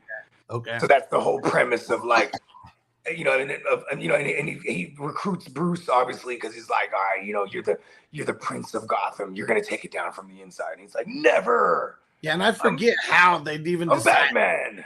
Yeah, and I forget how it's like how he's the chosen one. You know, it's because he's the billionaire prince of Gotham, and he has this. It's like he has the what is it called? He has the makings. He has the makings and the resources. When I say the makings, because psychologically, fuck this kid.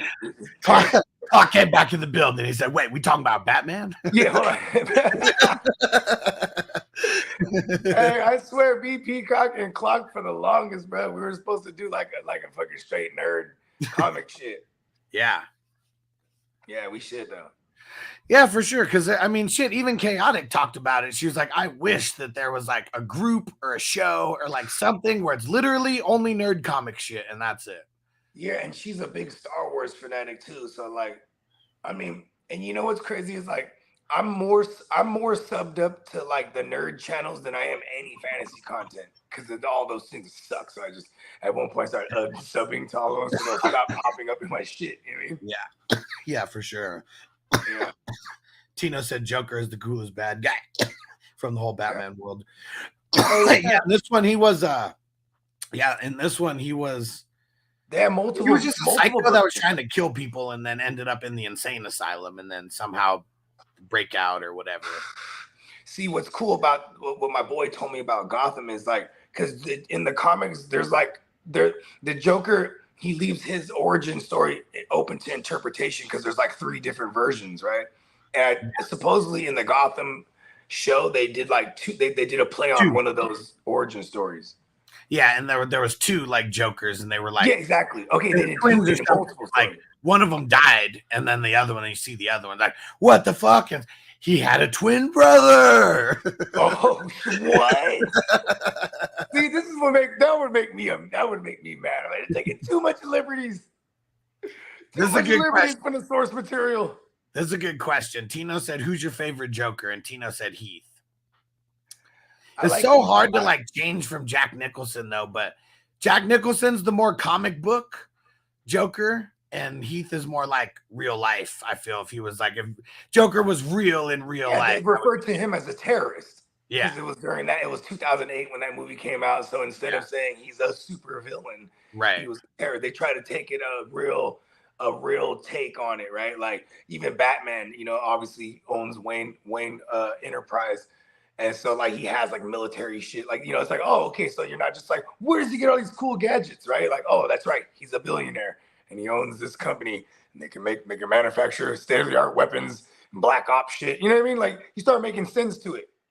Yeah. So I like the Heath one a lot but I still gotta go with the Jack Nicholson, bro, because he's just when he's like, oh, you look a little hot under the collar there. Like, just hilarious, man. Oh, you wouldn't hit a man with glasses, would you? Yeah. That shit was stupid as fuck, man. Come on. And yeah, he was yeah, and I still, it's even the small stuff too, like even the you are my number one. And it's like, because I'm sure the guy mocking the other dude. Yeah, but nobody knew that except him. It's like just except for him, because the other dude's hella dead. It's an inside joke to himself. Hilarious. That's the funniest shit about Joker. And he's such a gangster too. Like, you remember when fucking Batman is in the fucking you know, the fly, whatever it is, the flying bat thing, and you know, shooting down at him, and Joker's just standing. He pulls the big gun out. The big gat. Man. He pulls the elephant gun out.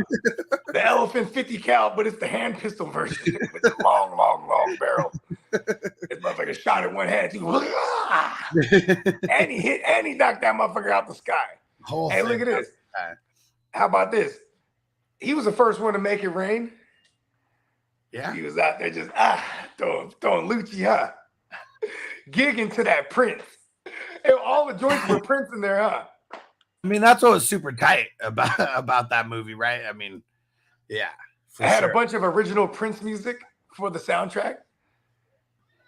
I like it.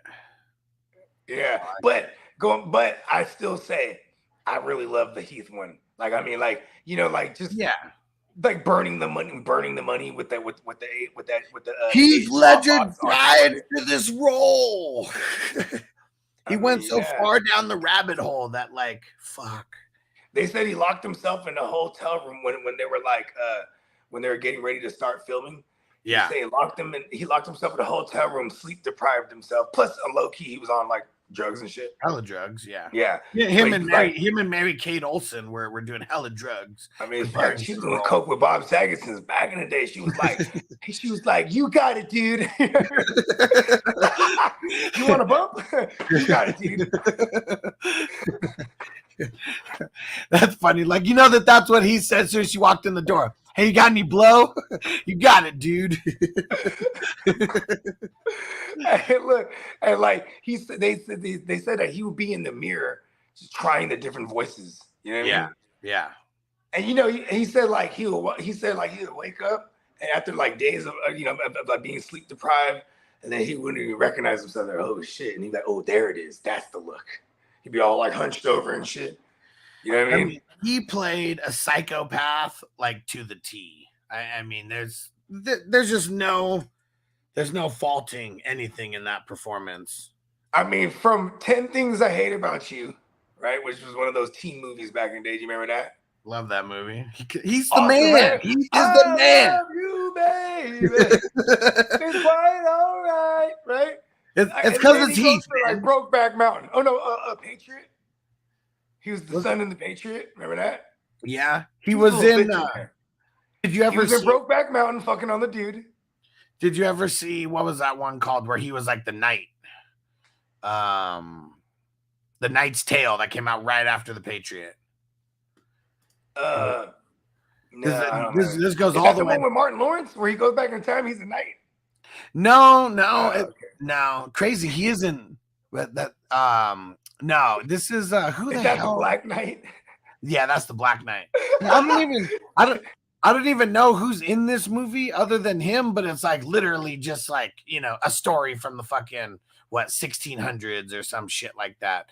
From the medieval times. And he's he's one of the poor people, and you can never become a knight if you're poor and all that. And so he fakes being royalty somehow to get into. Oh, it's like a little the Gatsby type story.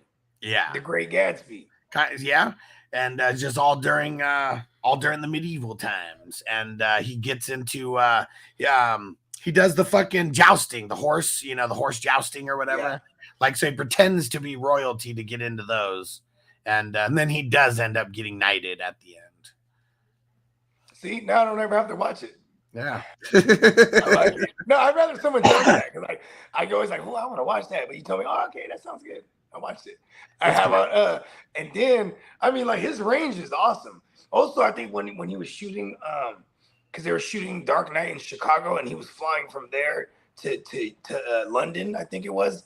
Okay. Back and forth because he was shooting something with Vern Troyer, the little dude. Yeah, Vern Troyer, Mini-Me. Yeah, Vern Troyer. Yeah. There you go. Yeah, he was shooting something with him, and then even his account of him, he was like, yeah, man, like he was twisted. You know what I mean? Yeah. He's going back and forth, no sleep. You know what I mean? Yeah, and Don, he said Knight's Tale, one of the best soundtracks. Yeah, I mean that was a lot of music in there, a lot of montages. Cool. Oh, and look, Bakes even said that too. Knight's Tale is one of my favorite movies with one of the best soundtracks ever. See, there you go. There's two people. Now I gotta watch this shit. I'm about to pull the soundtrack up on the what is it called on Spotify and watch, man. Yeah, let's see. Let's do Let's do a track listing. Let's see.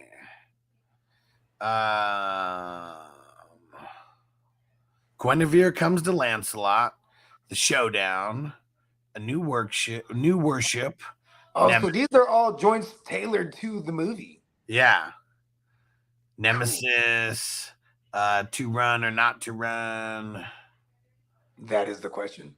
A Lance Without Target, Cheapside Promenade, Follow Your Feet, Love Reflects. And see, I don't really remember any of those, but I remember by title, but the music was insane during the movie. Yeah, because they're all songs that go with what's happening, I'm sure. Yeah. Look at even the I see the movie now even more. Oh yeah, and you know what? There's so he actually has Clock just brought it up right now. Yeah, one of the best characters in the movie is the guy who announces him. You know, he's got a manager. That's how good he is. And the manager he plays to the crowd like nobody's business. He sells them. Because they're already fronting, right? Like he's some royalty. Yeah. Let me see. From Arendelle. Son of Hold on. We're just gonna put it on the background here, but you're very close with the way that it's being with the way that you're portraying it. I mean, I've lived many lives. I've been reincarnated several times over. Let's see. Here I'm meant to be here. Yes! Behold, my Lord Ulrich, the rock, the hard place. Like a wind from Geldland, he sweeps by, blown far from his home in search of glory and honor. We walk in the garden of his turbulence. Yeah. And this is after he won the first time. Garden of his turbulence. Yeah, the first time. My lords, my ladies. There you go. And everybody else here not sitting on a cushion. Knows how to play with the crowd. Yeah, he's appealing to the peasants. Today, you find yourselves equals. Royalty doesn't like that. They're pissed. For you are all equally blessed.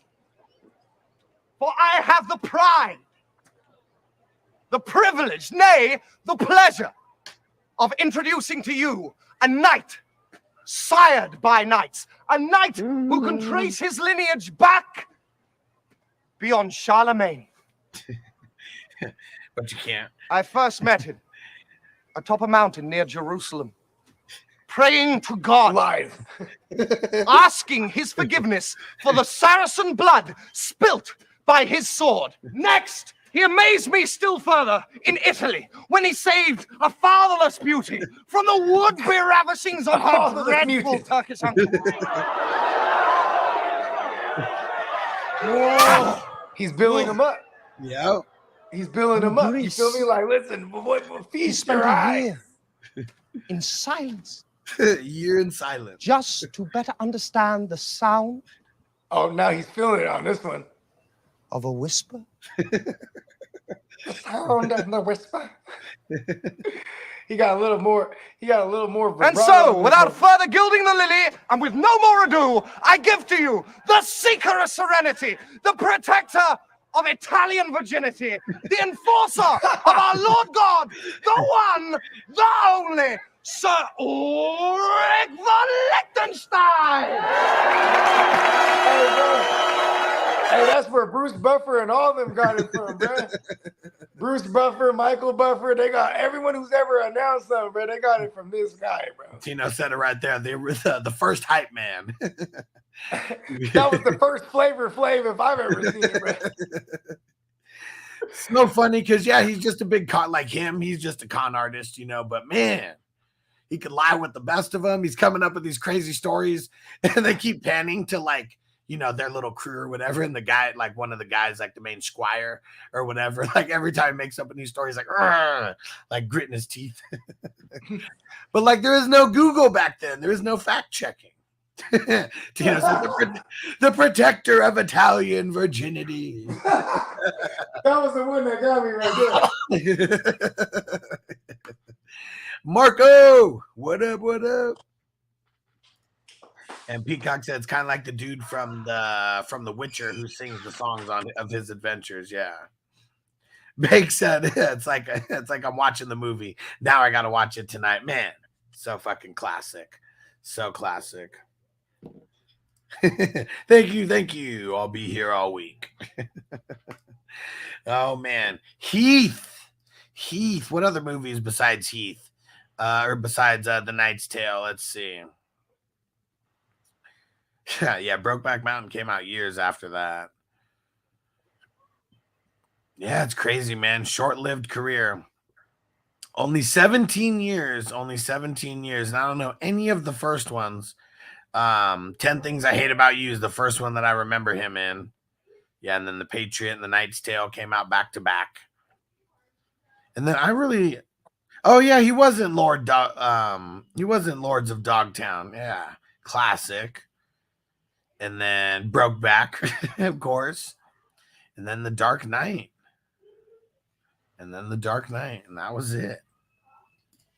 Marco said, is Zeke still worth sashing? He wasn't worth it when you stashed him. He wasn't worth it. Now you could just get rid of him. He looks like trash out there. Uh-oh. Who's this on Facebook?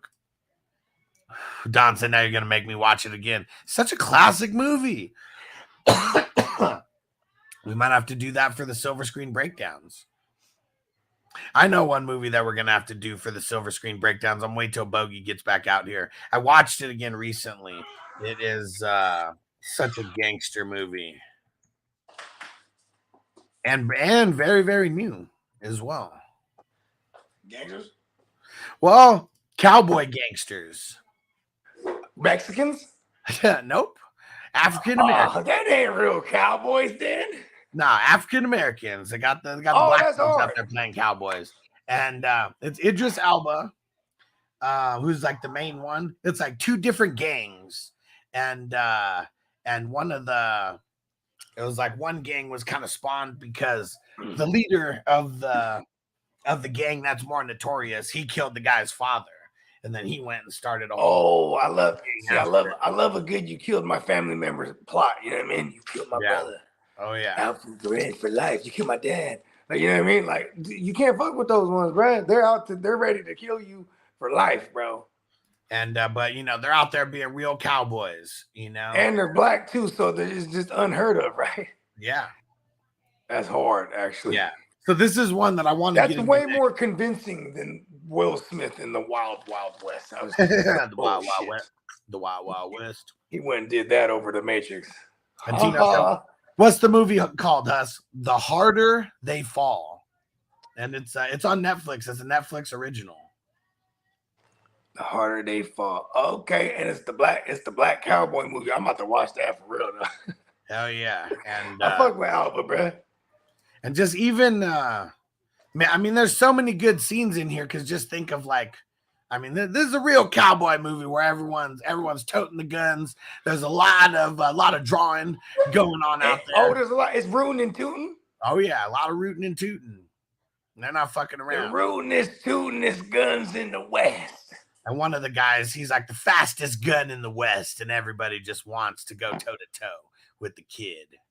You know what's crazy, bro? If back then they didn't have Twitter. You know what I mean? So if you knew he was the fastest gun in the West, I'm not looking for this guy. I heard of you. That means it went from. Yeah, I'm trying to click up with that dude. Pause. Like, you know what I mean? I'm trying to listen. Me and you, we could rob all the trains, bro. You're the fastest gun in the West. Like you had to be notorious as hell to be like known because it's only word of mouth that is going on, or you were that. So like you survived. You survived it. So here goes a spoiler alert. Okay, just a very very opening scene, but just so you can see how this kind of how gangster they are. You might as well just tell me the whole thing now. No, well, I mean, it's a cowboy. It's all about the action in this movie. That's really what it's about. The story is amazing as well. Give me the reenactment right now. Well, here goes the opening, just the opening scene. It's funny because it's very very similar to Thunderbolt and Lightfoot, which we are going over tonight on the Silver Screen Breakdowns. Starts in a church, and I definitely can't make it tonight. Okay. Yeah, I'm gonna be fucked because my daughter's doing this. My oldest, who I'd normally tag in during that time, they're doing some homecoming shit. They're dancing. Somebody's taking my daughter to homecoming, bro. My baby, bro. We're gonna have your gun on the table so they know what's up. Yeah. You know what I mean? In the waistband, even. I'm just gonna be hella wasted, drunk, with a gun in my hand. Gotta be. Taking my daughter. I'm gonna get on to what kind of crochet is that? Starts off in a church. Starts off in a church. My daughter deserves only the finest orchids. So it starts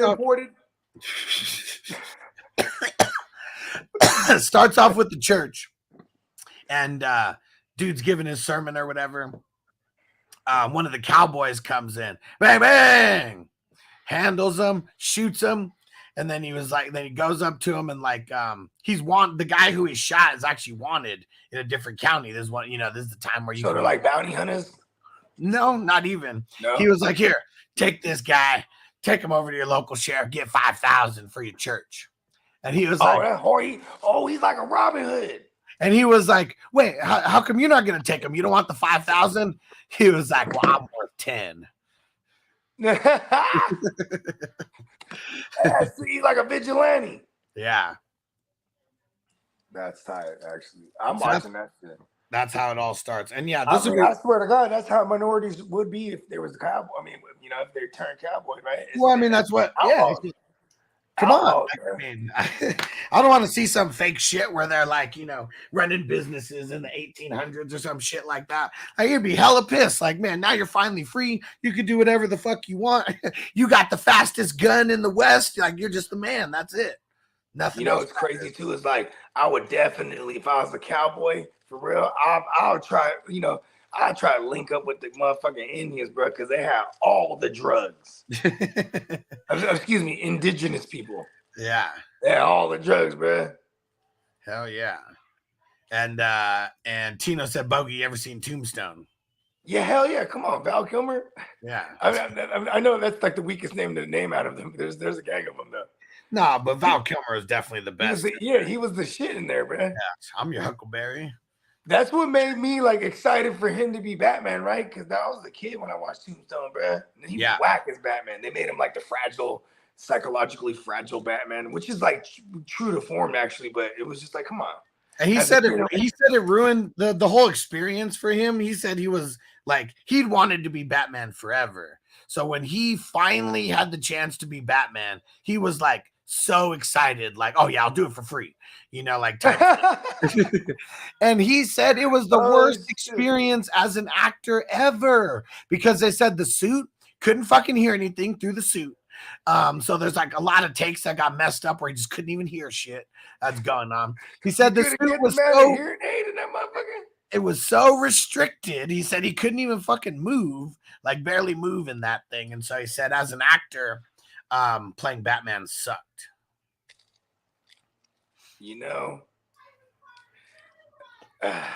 Val Kilmer, man. Shouldn't have never been Batman, bro. It should have just stayed Michael Keaton, bro. But they pushed out Tim Burton. Because Tim Burton screwed them lightweight. by making his Batman that he wanted to make with Batman Returns, because like the big issue was McDonald's had a fucking deal with that movie, right? Right. And then so here they are, plugging this shit to kids, the cups, the toys, all this shit. Yeah. And it's a super dark iteration of Batman where like Catwoman is killed, like it's a woman being thrown out the window, right? Just like take the characters' names out, right? Right. A woman being killed by a man, numerous times, right? Yeah. Fucking the Penguin bites dude's nose off. You know what I mean? It could be worse. It could be gushing blood. Right? It's not kid friendly, and they fucking pulled all the shit from McDonald's. You know what I mean? Like when the movie was out, and like all these. Remember back in the 90s and the 80s, the parents would be outraged. See, now they just get online and do it. Back then, parents would come out and they'd be like, "Oh, I'm protesting McDonald's and shit." Hey man, that shit funny though, because like stay home. It's really just all the white parents though. Like I mean, stay home wives. That's what I said. Were your parents outraged by that shit? I don't think mine ever gave. No, they didn't give a fuck. They was like, it's way worse movies than I could be watching than Batman Returns. Shit, my dad thought. My dad used to think. I remember, like my dad used to take me to watch. Like I remember we went to go watch Street Fighter, right? And he was falling asleep. Then we did the movie. He's like, "You like the movie?" I'm like, "Yeah." I'm probably like in 4th grade or whatever. Yeah. 5th grade. And I'm like, "Yeah, the movie. I liked it." And he's like, "It's a stupid movie." It's just always funny to me because like, yeah, you take me, falls asleep. That shit's stupid. It's not realistic. I think that's where I get it from. Like, how you nitpick the video game movie? And Joe, he said the first scenes are way more crazy now than when it came out, right? It's crazy how all these westerns all the opening scenes take place in a church somehow, and some kind of murder happening in or around a church. If you think about it too, because what's like the spaghetti westerns and the fucking Clint Eastwood and all, and who's the other guy? Bronson. He was kind of like, he kind of took like, I'm saying he did too many westerns because he did though, but I'm saying like those guys like ushered that era in, you know what I'm saying? And then like when you had tombstones in them, that's like nostalgic, bro, because that was like throwbacks, you know what I mean? Yeah. Because it used to all be westerns back in the day, and they were shooting them motherfuckers in Italian, bro. Yeah. And Marco said, who plays Wyatt Earp? Kurt Russell. Yeah. And Kurt Russell's one of the baddest motherfuckers ever, too, bro. Yeah. Yeah, he's a bad motherfucker. I felt like he would just walk out in the regular world wearing an eye patch. This is funny. Okay, so I guess we're getting it wrong. The quote with Peacock, he says, "I'll be your hucklebearer." Oh yeah, huckleberry. Yeah. Because that's the person that's carrying you. Yeah. Right? Yeah, I guess, right? A pallbearer. He said, I get so pissed when people say huckleberry. I always say that. It's funny because that's how I always remembered it too. Right. It's just the same way, like I named myself Bogard thinking the whole time when people said you're Bogarting it. Yeah. Right? Yeah. I didn't know it was with a T. So, but I'm glad because it made my name unique, right? Yeah. Bogard. Not like Humphrey Bogart. He was a cop. Tina said the best line is when he's hammered drunk and he tells, dude, I got 2 guns, 1 for each of you. He's like, you must be so drunk, you must be seeing 2. And he's like, you know what? You're right. Let me get my other gun out. Just to make sure I get both of you. And the shit was hilarious when he's winning at he's winning at fucking poker. And he's just like making fun of the dude. He's like, maybe poker isn't your game. How about some goldfish? Gets hella pissed, but like you can't draw on Doc Holliday. Hell no. Hey, okay, here's another preposterous one, but I used to like this one as a kid. You ever seen Maverick? Man, it's been so long, but yeah, I've seen it like once or twice. It's fucking preposterous if you watch it again, but for sure. It was tight as a kid. Tombstone was the GOAT one, though. I remember as a kid it being fucking ridiculous because I did see it once. There was other ones that I watched that I didn't enjoy as much as I did when I was a kid, like Unbreakable, or no, the Untouchables with hella slow Kevin Costner. Yeah, like it didn't, like, you know what I'm saying? And then after I grew up and like I went, because I'm like a mafia historian, like it's just like they made a lot of stuff up for the movie. It kind of pissed me off. Right. And then like Hoodlum's actually still tight. I haven't watched it in a minute, but that one was tight. Lawrence Fishburne. Okay. He played a Bumpy. Damn, who else? He was like a side character, but who else was in there? Damn, I've never seen this movie. But Tim Roth was in there. Vanessa. Yeah, there you go. Tim Roth. I was gonna say the dude from Pulp Fiction. Yeah. Loretta Devine. She's been in a few shit. Queen Latifah was in there. Because it's all based in that same era. Because all these based in that same early '90s era where they're all coming out with all the gangster movies. It's funny. Tina said, to be fair, it's probably nothing else to do back then besides church. What was either you were either a church goer or you were a cowboy, one of the two. Well, imagine this too, right? It'd be like, we're having a drought. We haven't had rain in a minute, right? The crops are dead. We got to go to church and beg God. You know what I mean? But it's because these fucking colonists came from a whole nother place, like Europe, right? Yeah. And not aware of the cycles of the seasons, or you know what I mean? Yeah. Stupids. And the people that could have laid game on you, the indigenous people, you just want to kill them and move them out. It's all shit now. What up, Flex Frog? What's up, Flex? Tino said Goodfellas, the Goat Mafia movie, for sure. Hell yeah. You know, anything we wanted, we would take it. And if they had a problem, we hit them so hard, they wouldn't have a problem anymore. I know I'm slaughtering it, but... Yeah. To us, live any other way. Gate, that intro was hard, bro. Just right out the gate. Yeah, I mean, shit, I like that.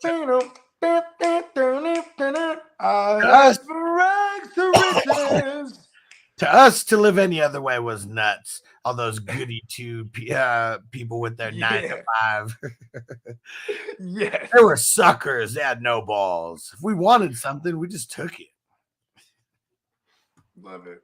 Never wanted to work a 9 to 5 after seeing that movie. That was one of those ones too, where you know what I'm saying, you watch it as a kid and like, oh my, like my dad's hella into that shit. You know what I mean? Yeah. Everyone watched it, felt like, oh yeah, hell yeah. Yeah. Tight. Remember Donnie Brasco? Yeah.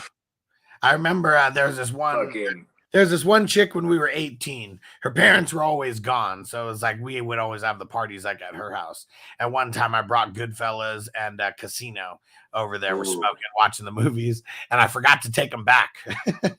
and then her parents see him. They're like, who the fuck came over here and brought Goodfellas and Casino? Like, you brought some gangsters over here? They're like, oh, these are good movies right here. Hey, what is it called? In quarantine, you know what I'm saying? When quarantine hit, it was like, okay, what are we gonna do, right? And then like all the movies that I can never get my girl to watch, I started baiting her into all of them, right? Then we went on she never sat through all the gangs. Like she'll sit through she like Boys in the Hood and Menace and right? But like she never dabbled in the mafia shit. And I was like, we're gonna watch this one right here. This is fucking has Johnny Depp. I had to start it off with that. Oh, I love Johnny. Boom, right, Donnie Brasco. And then now she's introduced to like Pacino. And that's what's crazy to me too, because when you're not versed in the mafia movies, you don't know how great Pacino is. You just don't appreciate it. She never watched Any Given Sunday or anything. You know what I mean? She don't give a fuck about Pacino, right? This is where you get their appreciation from. I throw that motherfucker on. Then I'm like, again, now we got this other one, you know what I'm saying? Casino. Boom. And now we got this, now with some De Niro. You know what I'm saying? Now, boom, now we got this one right here. You know what I'm saying? Because I had to introduce her all the fly ones before I get into like Godfather, where it's like, okay, it's going to be boring, but this is so good. You know what I mean? Yeah. Like not boring as into her, because it's going to be lengthy and you know what I mean? And fucking drawn out, but it's like about character development and you know what I mean? Yeah. And when you're in quarantine, you're just stuck doing it all. Like we went on the marathon, bro. It was dope reliving all those. Like Casino was dope too. Hadn't seen that in like fucking 20 years until I watched it again. I was like, wow, I forgot about Casino. Yeah, here we go. We got a question from Cam. Let's go. Pick 3: Nico, Puka, Amari, Waddle, Tutu. Nico, Puka, and Waddle. Waddle, Amari, Puka. And if Waddle doesn't play, Nico. And Flex Frog said, I don't know, bro. Irishman's really fucking good. He said, not OG, but very good. That's one of those ones that I needed to watch it more than once because it was like so boring at parts that I think I just checked out mentally. But yeah, like Gotta watch it again. That's really. I what think it it's is. really good. The one thing that kills me, because I'm a nitpicking son bitch, is that like, you know, the age reversal shit. It looks good, but like the movements of him like kicking the dude, you know what I mean? Like he's not a spring chicken dude now. He looks like one though. You know what I mean? Yeah. It's just like it bothered me, but really well done. And like it's highly debated because the dude that claimed the Irishman, the dude that when he died on his deathbed, he said he was the one that killed Hoffa. You know what I mean? Yeah. And like, so this is what that movie is based on, that premise. But like but it's also debated that like there's another guy, Michael Francis, right? And he's one of those. He was a made man, but he did time, and then when he got out, he left the game, and then he's like, so he's one of the remaining few that like, and he does like content and shit. But he's one of the remaining few out there now that doesn't have anything on his rap sheet. He's never ratted. He's never, you know what I mean? Yeah. He's out here on his own. Because even Henry Hill, they just gave him a pass because like the Goodfellas movie was so good. Like everybody got so popular like off of that. Well, like, I mean, he did that. Remember I told you about? He did the PC shit. He did the protective custody for a minute, right? Like this is what they don't like. So after the movie ends, what happens to him? He does protective custody. He's like in Arizona. Or he's like shit's filmed nowhere somewhere. And then like, but he's doing shit though. You know what I mean? He's getting picking up and selling drugs again, and he's getting DUIs left and right. But he's paying cops off, and then they know he's protected. Then at one point they just got tired of it, and they're like, all right, no more protective custody. And then he sold the rights to the movie. But then that's when he sold the rights to the movie because he's like, I gotta get rich. Like, you know what I mean? Because he was still fearing for his life. You know what I mean? That's what I'm saying. Like everyone gives him a pass now. Like I wonder if you know what he had to pay to get that pass. Because remember I told you about the movie that they did on like fixing games in Boston, like for ESPN. Yeah, ESPN 30 for 30. Yep. Because now you got multiple of those like dudes that he ratted on sitting right next to him. You know, like talking. I mean, okay, you know Sammy the Bull, you aware of him? Yeah, he does podcasts and shit. This fool ratted on everyone, and he has like 20 bodies that he admitted to, and he claims to have hella more. You know what I mean? Because he was the hitman. He was a capo too, on top of being a hitman. You know what I'm saying? Like, just saying. Yeah, shit's wild. But yeah, it's different. Like, time. And yeah, because now he's out just doing content. Like, because I know what's that? But it's also because he outlived a lot of them. Like all those people back then, they're all gone. You know what I mean? A lot of people died in jail for sure. Yeah. And you think he just paid off the other motherfuckers, right? Like, I mean, that's what I'm assuming. I mean, that's the only way that you really can squash a beef. Is the beef worth more than whatever amount of money you're about to throw at him?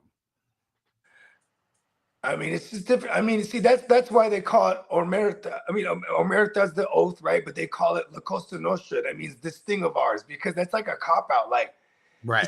This is our way.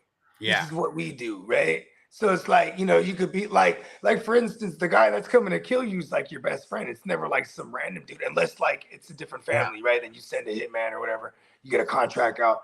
But even then, most of the time, it's families handling their own business, their own family. Exactly. Business. It's all in-house most of the time. You know what I mean? Because usually it's not going to be they're just going to kill that one person. If it's like a beef between the family, they're coming to kill a lot of people. And so family handles it, then you only get rid of the one person. And even with Sammy the Bull, right? When the feds were on John Gotti and them, right?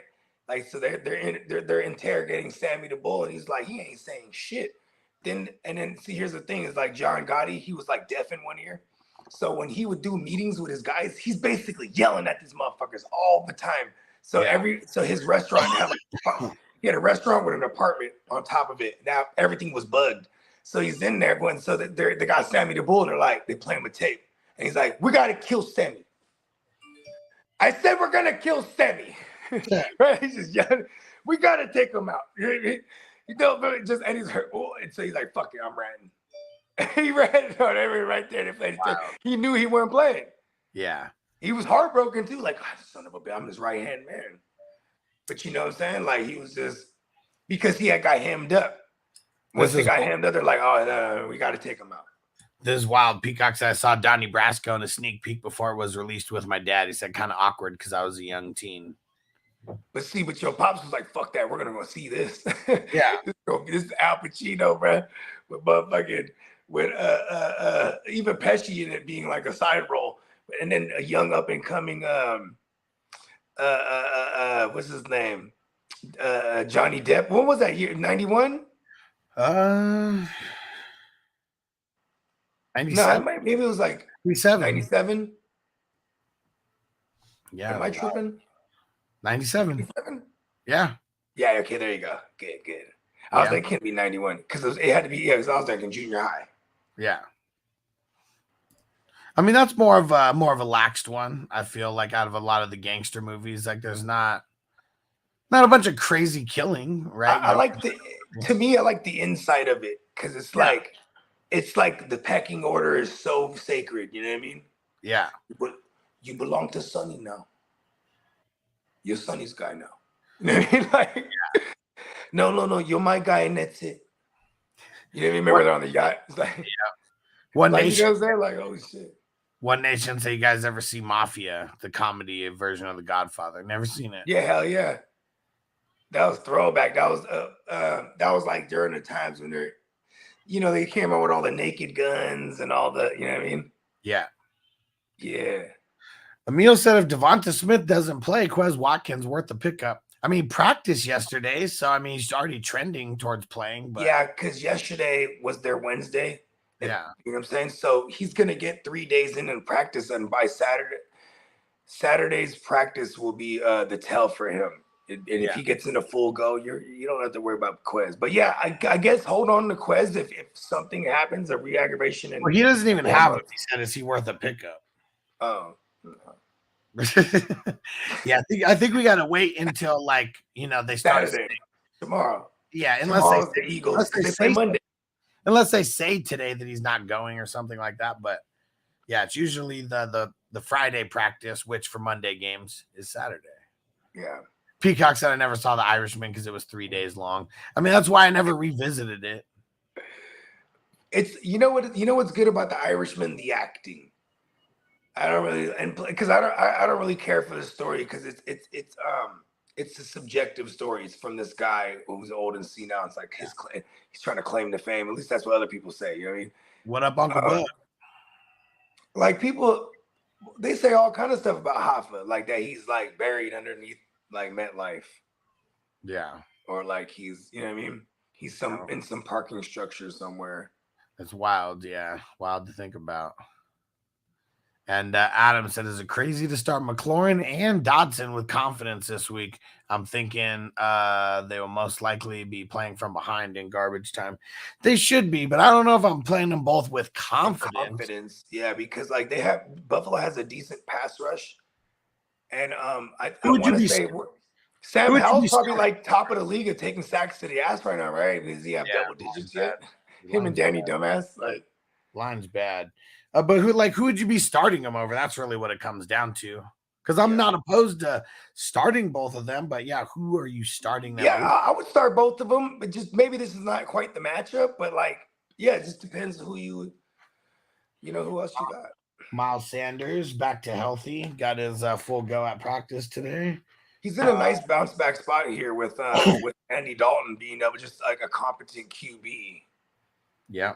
Brian Burns got back to healthy, got in a full go. Like it. Love it. And Kadarius Toney is practicing on Friday. Man, Tony. Pacheco, Willie Gay, both practicing. Nick Bolton and Pretty Ricky James, both missing practice. So not so good for Bolton. We'll have to get him on the bench this week. Yeah, I don't want them to play him if this is the case, bro. Right. Yeah. Because what is his injury? Do you know? Hamstring, I think they said. Yeah. I'm saying that because when I heard it, I was like, no. Logan Thomas officially ruled out. Oh, I saw earlier, I forgot to mention, I remember we were talking about Batman. Anthony Richardson not practicing today. Don't call him Batman. Does he call himself Batman? Because that's kind of cool. No, I just said it was when we were talking about Batman. Oh, okay. I thought you meant like, like he's bad. He calls himself Batman or something. Like, No. So What up, he's not Antonio? bad. When you're okay, they don't want to win any games over there, bro, either. Why would they bring him back? Like, get some rest. Like, it would look mad irresponsible for them if he's not all the way cleared. I think both teams are fucking stupid. That Ginsu should have been starting from the couple weeks. Put him in the line of fire while your team is shitty. Let the kid learn for at least a couple weeks. And that's what I was saying the whole time. Like, I had people starting. I had the Ginsu starting the first couple weeks. Same thing with Bryce Young and CJ Stroud. I mean, they've all been making like mistakes, and the team just fucking sucks. Like, it's not like Davis Mills is gonna like get you to like a 3-0 start versus the teams that they played or anything. He took the Chiefs to overtime last year. I mean, he didn't have like I'm just five of his offensive linemen missing either, though. At the time, it is kind of crazy, though, right? I know you can't go backwards, and I know these linemen got hurt after the fact. Maybe it's two schools of thought: baptized in fire or not. You know what I mean? I mean, if the team is good and you trade up to like get the QB, and it's like that QB could like increase like your percentage of like winning or whatever. Yeah. But like, I don't know. I still just don't see the point for like real shitty teams to force the rookie QBs in the lineup for the first like 4 or 5 games. Yeah, like wasn't the way that it worked out for Lamar like pretty good, where they like had him sit for like 8 games or whatever, and then he comes in for Flacco midseason. Yeah, and they got into the playoffs too. Yeah. And I guess they did draft for a position of luxury and draft him because they drafted him in second. They need to get him in the first. And Tino said Stroud and Bryce are not making many mistakes. The teams are just not very good right now. Yeah, and they're getting killed out there too because their lines aren't very good. Like, that's another thing. Like, this isn't about like they're getting paid either way. And I know that's why they're like, oh, well, they're getting paid either way. We might as well play them. I mean, just learning on the sideline for a couple weeks. I don't know how that would not benefit any rookie QB. And Brandon said, how PPR 100-yard bonus league? I need to fill 1 wide receiver, 1 RB, 2 flex, Addison, D-Hop, Godwin, Myers, Dodson, B-Rob, Sanders.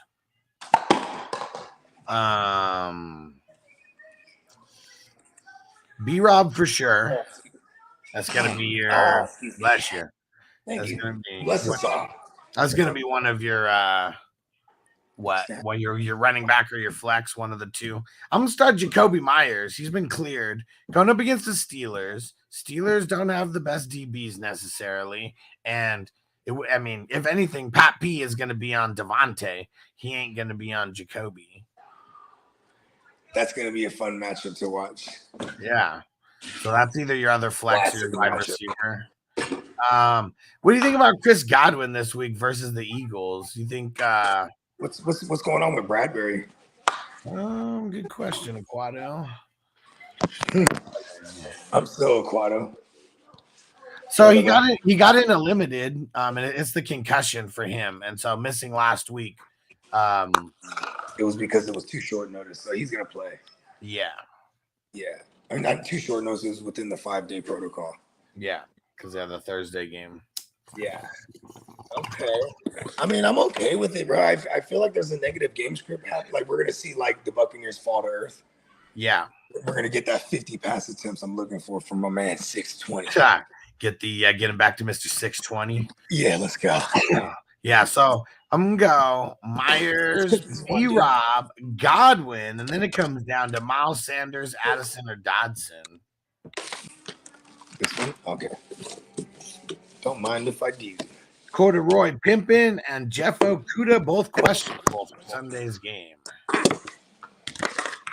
So both got in the limiteds.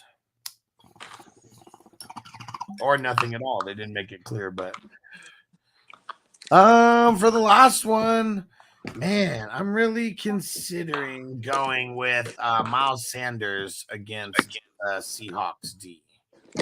I'm doing it. Got in a full go at practice today, so he's good to go. And Andy Dalton, they're going to be able to sustain drives. We would hope. Brandon said he's leaning Addison because I feel like that game's going to be a shootout. It probably is going to be a shootout. It probably is. You're looking for the big one. Pause. From Addison, and he's going to get his shots at it. That's after two weeks in a row, they're taking the big shots at him and KJ Osborne. It's really like you just got to hope that he gets it. You know what I mean? Yeah. Because you're going to get your opportunity, but I mean, you're looking at what, 4 to maybe 6 targets. Yeah, he needs to start getting a higher percentage. Like, if this is the game that he overtakes KJ Osborne in snap percentage, and he gets up to 90%, and KJ Osborne drops down to like 70 something, then maybe he's probably worth it. But did you see a trend of upwards from week 1 of upwards? Well, yeah, right? Yeah, but it's only been one. But did it correlate with KJ Osborne going down in percentage? No. Isn't that no? So because I was saying that could be. He got more, so I'm just assuming they ran more, with 3 wide receiver sets, and that's why he got on the field more. Not necessarily because he took over Osborne's spot in the 2 wide receiver sets. And Kevin O'Connell, he's a 3 wide receiver set running motherfucker too. I mean, they were getting their ass whooped. That's another thing as well. So like, you think the Chargers whoop them up? I don't know. I think the Chargers are going to lose this game. I like the Chargers in this one, bro. Am I crazy? No, because I think that's like the low. I mean, not even the low hanging fruit. Both teams are 0-2 right now. All right, Anthony Richardson officially out. Boom. Now I can move all the Gardner Minshews I have in Dynasty. Yeah, now I need to go look and see where I have them. I know I got them in I got them in a bunch. Yeah. Yeah, go check and go check and see. Go check on your league, see if he's available in the super flex leagues. I mean, in single QB, doesn't matter. I can't even go grab him in like the Green Bowl or places like that. This is crazy. He was available in what the hell? He's available in 2 of the 3 QB leagues. What? Go get him. He's gotten. Mm-hmm.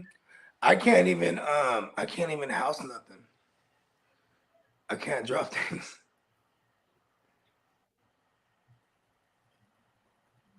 Yeah, this is wild. I'm sure he's not available in any of these dynasties. For sure not. I'm just trying to remember right now where I have him in dynasties. I know I have him in like 21, 22, or 23. One of those.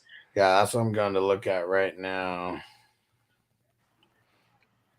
And then damn, it's crazy. I only have him in 1. That's it. I swear I had him in more of these dynasties. I had him everywhere. I did my due diligence of getting what I could out of the Anthony Richardson owner early on in the offseason. But like, I've tried to, what's that thing? Oh, I'm trying to, in what's his name's league? In Steamboat's league, I was trying to grab him earlier than motherfuckers like Anthony. The people do their, shout out to Johnson. This dude here, he had Anthony Richardson, and he was holding on to Minshew already. I was like, damn, smart mother. You know what's crazy? The amount of leagues I'm in where people drafted Ford even, or Puka. Crazy. Like, I'm talking about Ford even. Right. And like Kelly, like everywhere I'm in with Steamboat, he was taking Kelly off with his last pick everywhere. So it's like this first couple of weeks, like the waivers like dry and all these leagues because like motherfuckers was sharp. Yeah. Man. Like, shout out to Sweetness. He drafted Ford with his last pick in the TFL. I was like, what the fuck? I'm like, when you pick him up? I drafted him. Damn. Okay. You know Nick Chubb or nothing. He's just like, I'm just gonna take him. Not a bad move. Man, this is some bullshit. Cause I got what's his name? Logan Thomas, who just got ruled out. But he's not like officially out. Like here. So I just have to drop him. Okay. Which sippy cup you want to use, dude? Okay, show me which one. You want this one? Okay. Damn. I'd be a lot of people to the Minshew right now. No. No. I was able to get Minshew in a lot of leagues right now. Yeah. There you go. All right, there we go. Got to do the due diligence. And then as soon as we get off here, we're going to try to make some trades, especially in the 3 QB league. 2 of them. Did somebody grab him in the green ball already? Yeah, Zukru had him. Yeah, I couldn't even attempt to. I got to hold everything I got right now. Hey, you know what's crazy? I think I'm like I be fucking with Killer Clown. I'm like, listen, bro. I heard that you was throwing things around in the room when you missed out on Andy Dalton, bro. Here's Josh Dobbs, bro. And like, what's crazy is like I know he's thinking about it because he messaged me back. How are you so certain that Kyler Murray's not gonna come back, bro? Yeah. I'm like, look up his contract. He has an injury clause. If he come back and get hurt, all this guaranteed money is going to come in. But I'm like, what if they're trying to move him? Like, it's not in their best interest. I'm like, you better have this conversation with me if they beat the Cowboys or something. You know what I mean? Yeah, he's definitely not making any trades with me over there, and he's hella pissed. And the other one, it's funny. He in the Debo league, he made a trade with my opponent just to spite me. But he was like, the dude's he's gonna make a trade, but he's scared of you, so he's not even gonna play any starters. He doesn't want to lose anyone. Oh, and the Debo. Yeah. Hey, I'll pick up a free dub. That's cool. Yeah, take it. Yeah. Okay, how about this? So I'm sending him, and this is amazing here. It's not really that amazing, but I'm sending him Josh Dobbs and Jalen Pitre. So just remove the names, right? Starting QB and high-end safety, right? Yeah, he's hurt right now, but like I said, remove the names. And I'm asking for Ernest Jones and JOK. I feel like I'm able to get this done, but Pitry's dead, and I don't have anything I'm willing to give up. So then I'm just hoping that I could dwindle that down to just a linebacker straight up for Josh Dobbs. Because I'm like, he's clamoring. I know the intel you gave me just by saying it knows that he's trying to get a QB. You know what I mean? Oh, yeah. Even though technically he don't need one right now, he's just trying to secure one for and then the way he goes about it is hella stupid. Like I owe it to him or something. Because he's like, bro, here's AJ Dillon, bro. You need running backs. I'm like, okay. This would be I don't want that running back. Like, yeah, I need running backs. I don't need that bad. I'm like, and then I have to tell him I have the leverage here, bro. Like I have the leverage. And I think he still shows drawing interest. Well, he scored the highest in the league this past week, and so that's something that he thinks is shit outlier right now. Outlier. Yeah. He has a squad. Man, fuck the clowns. Yeah, he's very spiteful when it comes to trading. That's for sure. I'm pretty sure he is. He was like, you're supposed to take. Like he basically told me I was supposed to take this because I need a running back. Nah. And I say crazy shit. I'll play Dalvin Cook. I'm like, you're not. You know what's funny too is this is my thing. If I'm saying something and it sounds like I sound like a sleazy car salesman, in my mind, I'm never gonna say something I don't actually believe in. So that's just subjective if you think I sound like a bunch of shit, right? Like if I sound like I'm full of shit, because I believe what I'm saying. And Derek said, wow, drafted Ford. I'm saying no. Shout out to Sweetness.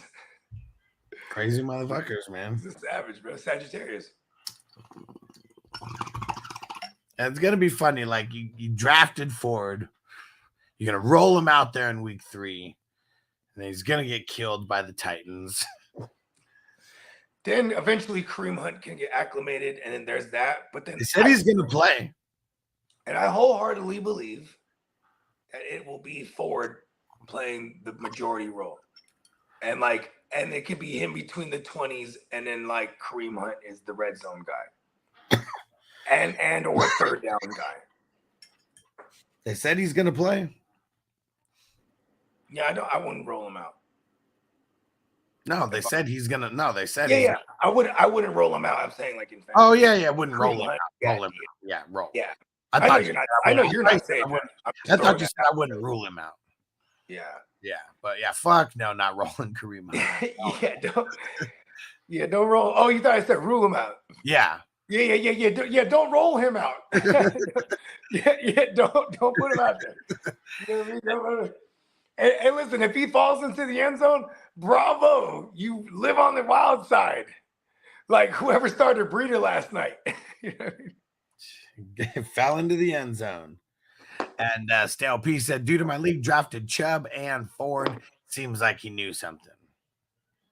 But he's also drafted a handcuff. Like, that's it. Yeah. I mean, because when you get, like, see, here's my thing. It's like when me and you, we differ on this ideology. Is like, but it's also because, like, I'm vagina when it comes to, like, my running back, my high-end running backs. Like, if I have Najee, I'll make a point to get, like, Warren, especially with all the news in the offseason, right? I try to do that actively. But then also, now that this year there were so many like high-end dart throws, I don't have any handcuffs. You know what I mean? Yeah. Because at the end of every draft, there's so many like Romeo Dobbs and like Sky Moore and like Marvin Mims, and, like all these high-end dart throws that you could speculate on. I was like, I'm not gonna house a fucking handcuff. You know what I mean? Yeah. And I kind of adopted that from you because you'd be like, well, I hold the handcuff. Like, and then it's funny too, because most of these handcuffs, people draft them without having the starter. Right. So they beat me to it. You know what I mean? Yeah. Like they want the insurance on their bench. But I'm such a vagina though. Like I will fucking hold on to my handcuffs, especially when you get deep into the year. Or like the moment I have a Ken Walker and someone drops that Charbonnet, I'm gonna fucking pick up fucking Charbonnet, bro. And Bake said it's pronounced bonus hole, Bogey. I'm sorry. I'm from the 90s. And Derek's in his work lead. He's got Walker and Charbonnet. Because are you missing out on anyone, like any high-end free agents, by housing Charbonnet? Here's the thing. After 2 weeks, like week one, I would have dropped Charbonnet for Puka, right or wrong. For sure. If you have that, hear me out though. Option. Hear me out though. Is it not crazy to think after 2 weeks, it's same crazy old Pete? He wants to feed one guy. Yeah. And the only time he's gonna switch to that other guy is if this one guy goes down. And then that guy is gonna get all of it. That's why it's worth holding on to him if you have Ken Walker, because Ken Walker, he gets hurt, man. You know what I mean? Okay, Derek said someone dropped him. Okay. See, and that's why you don't really need to draft these guys. Someone else drafted him besides you, dropped him after week 2. If you could house it, look, tell us what's on your bench. And then, you know what I mean? Like if you're holding on to like, I don't know, a second tight end, you know what I mean? Yeah. Derek said I didn't have a high enough waiver claim. Yeah, you had to be number 1 or 2, or there's like no way you're getting them. Unless people in your league who are 1 or 2 weren't like paying attention week 1 to waivers. Which that happens. How do you feel, Derek, about the Diggs loss? Like he was crying earlier with the emojis. Yeah, no, I'm not saying that to like kick them when they're down, because they're not down at all. You know what I mean? They're one of the best teams in the league right now, and like we're about to face them sooner than later. You know what I mean? I think to the Cowboys, when Diggs was there, he was an A+ to the Cowboys fans. So let's say he was an A or an A+, like the Cowboys defense. What do you give them as a grade now, Derek, with Trayvon being gone? Okay, good. Yes, and Derek. Okay, No, Derek. Yeah. And Legendary One said Kareem Hunt or Ford. Neither, but if you must start one, it should be Ford. Yeah. Don't play Hunt this week. Yeah, I really don't want to play Ford. I'm looking, and I'm actually playing him in a couple leagues, so I feel good that people are confident. Maybe he's built Ford tough. Hey, maybe he gets utilized in the passing game a little bit. Gets a little bit of a floor here when they're going to hurry up and they don't want to just switch. Like I said, between the 20s, I feel like it's his realm. If I saw Ford in like a Ford commercial and like right at the end, he's like driving away, built Ford tough, then we'll give it to him. But he ain't getting nothing like that. Well, I did say it. Built Ford tough? Question mark. You know, it's not built for tough, right? It was built Gino for said tough. A, Antonio said A-. Derek, I want to hear your thoughts and realistic thoughts. And Derek said Jamal, Algier, Gino, Shahid, Taji Spears, he could go. Burks. No, I'd hold on to Taji. Also, it's like another lottery ticket, but he'd be the first one I'd cut if I needed something. Though, that's what I mean. Like he's like, yeah. Oh yeah, bottom, yeah. For the bottom of the totem pole. That's right, my bad. Yeah. I just remember what we're doing right now. Yeah, okay. Yeah, because I don't know. I mean, you know, I don't know what the hell's out there. And actually, Jamal Williams. Now, I mean, with the hamstring injury, I'll cut him fast, bro. He might be the guy who'd be like, you know, first man off. Because here's the thing: you gotta wait. If you're holding Jamal Williams and you can't put him in an IR, you're waiting for him to get better, and then by the time he does, he's second to Alvin Kamara. I'm okay cutting that guy to hold on to security of my team. But this is also like how I start thinking deeper into the year. So I feel like I'm a little paranoid early on suggesting this, but I would hold on to Charbonnet. Yeah. Because that's the guy that will get all the work if anything happens to your Walker. You know what I mean? The worst is when someone else got it and then that happens. Like, imagine the Chubb owners, what they paid up for Ford this week before the hunt even, right? Like, because whoever got Ford went straight to the Chubb guy. You know what I mean? What you want? What you want for Ford, bro? I want all of it. Oh man, I also got Gardner Minshew in the draft day dice. Nice. But now I'm gonna have to drop someone because I don't have. I dropped 2 DBs because I just had to make the move fast. Who knows if it even makes a difference? But my QB situation sucks. Like over there, You got to go to the Anthony Richardson guy. Yeah, well, that's what I'm looking for. Maybe even get Anthony Richardson off him, because that's what's funny about me. It's like, okay, here's Minshew, bro. You need Minshew. Oh, you know, I want Minshew. Okay, well, let me get Richardson then. You know what I mean? Like, he probably doesn't even need. I mean, it's big tons and Richardson. He got multiple. It's his third. Okay. You know what you do then? You look for like a moderate piece to poach. You know, you don't do the greedy. It's not time to get greedy, right? Because this is just a pickup to get something you need anyway, right? You might be able to package up Minshew with something and get something moderate. I mean, more than moderate off of him. Yeah. Be like, hey man, you might want to hold on to this guy, bro. But he does have 3 QBs with you. I'm still doing it. Oh yeah, I'm still gonna say. Hey, who's that guy, Brian? In the green.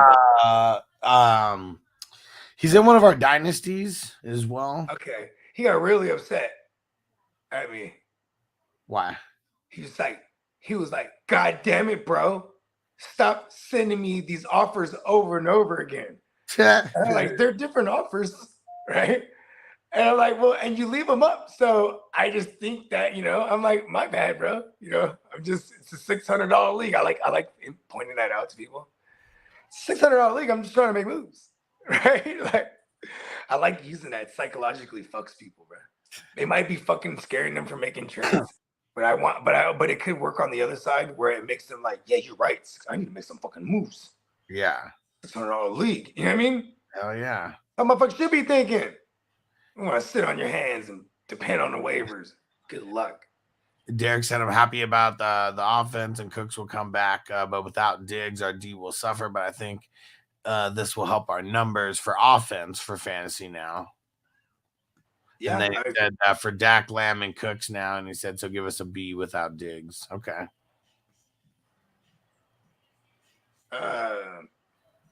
My grade will not count. They're too good. I can't even grade them. I think this brings them down to earth. They were like going to be the greatest defense we've ever saw. I mean, look what they did to the Giants and then the Jets. Now Arizona next. Oh yeah. Who do they got week 4? And then because I think 5 they got us. Derek said I could put Jamal on IR on Sunday when they rule him out. Oh, okay. Okay. Drop your kicker now then. And just pick up Charbonnet so someone else. No. I'm pretty sure he said he already picked up Charbonnet. Oh, good shit, bro. Yeah. Yeah. I think people forget that they could just drop their kicker though, right? You know, you can just drop the kicker and pick something else and then pick another kicker up later. Antonio said their cornerback 2 is just too bland for me. Hey yo. I see what he did there. I said we don't have kickers in this league. All right, good man. Good man. Tino said never drop your kickers. I don't mean to disrespect you like that. And Legendary One said, who broke the super chat? It was me. It was me putting all the music and everything on the It chat. wasn't. I think it was the. I wouldn't say it was all you because I had a lot to do with it. You know what I mean? But I will say when you put on that, you definitely put the straw that broke the camel's back. Yeah, we hit him with the finishing maneuver on that one. He did the Bane breaks Batman's back on that one. It was not one game, but 2. Yeah, we stepped on the line a little bit too many times, and and then on the wrist. They threw the flag, and we lost the challenge. But there's other ways that you can support, and just remember, YouTube they take like half of that anyways. So when you go send Apple Pay or Zelle, which I got that up in the, I got it up there in the pinned in the chat. We get 100%, of that money. And then if you do 420superchat.com, they take like 4 or 5% from there. But that's still way better than YouTube jacking like half of it. Yeah, YouTube. Fuckers. You know what's cool though? Is like I think YouTube, I wonder where the ideas spawn from outside of like, hey, let's just post all kind of cool, crazy videos, right? Because then it eventually morphed into like, yo, we could get like paid to have our own show, basically, right? Now, like, because I watched this happen with my 2 oldest kids growing up. They never watched regular TV. They watched YouTube. You know what I mean? I didn't buy lunch pails that were My Little Pony and shit. It was like IS Cupquake or fucking, you know what I mean? Like these YouTubers with their own merch. Like that's what I was buying for my kids, for them to go to school. And other kids recognize, oh shit, you got the IS Cupquake joint. Like, you know what I mean? I'm like, oh, okay, cool. Because I spent $50 on that shit. You know what I mean? Yeah. Ooh, what the fuck is this? And Antonio said, damn, yeah, they take half the money. Yeah, on the memberships also. So like Patreon, I think they take like 13%, I think. That's why I would always, if I told people, if you had to make a choice between membering up on YouTube or becoming a 420 crew member on Patreon, I always prefer Patreon because they don't take as much as YouTube. But I know everyone wants to do both, so you get the YouTube perks and all that also, which will be back in November. Don't worry, they will be back. Oh yeah. So check this out. It's funny because like I always want to tell people like, hey, $25 a month, that's like that's like a couple drive-ins, a couple drive-throughs right there you can do without, right? Get this good fantasyisms, right?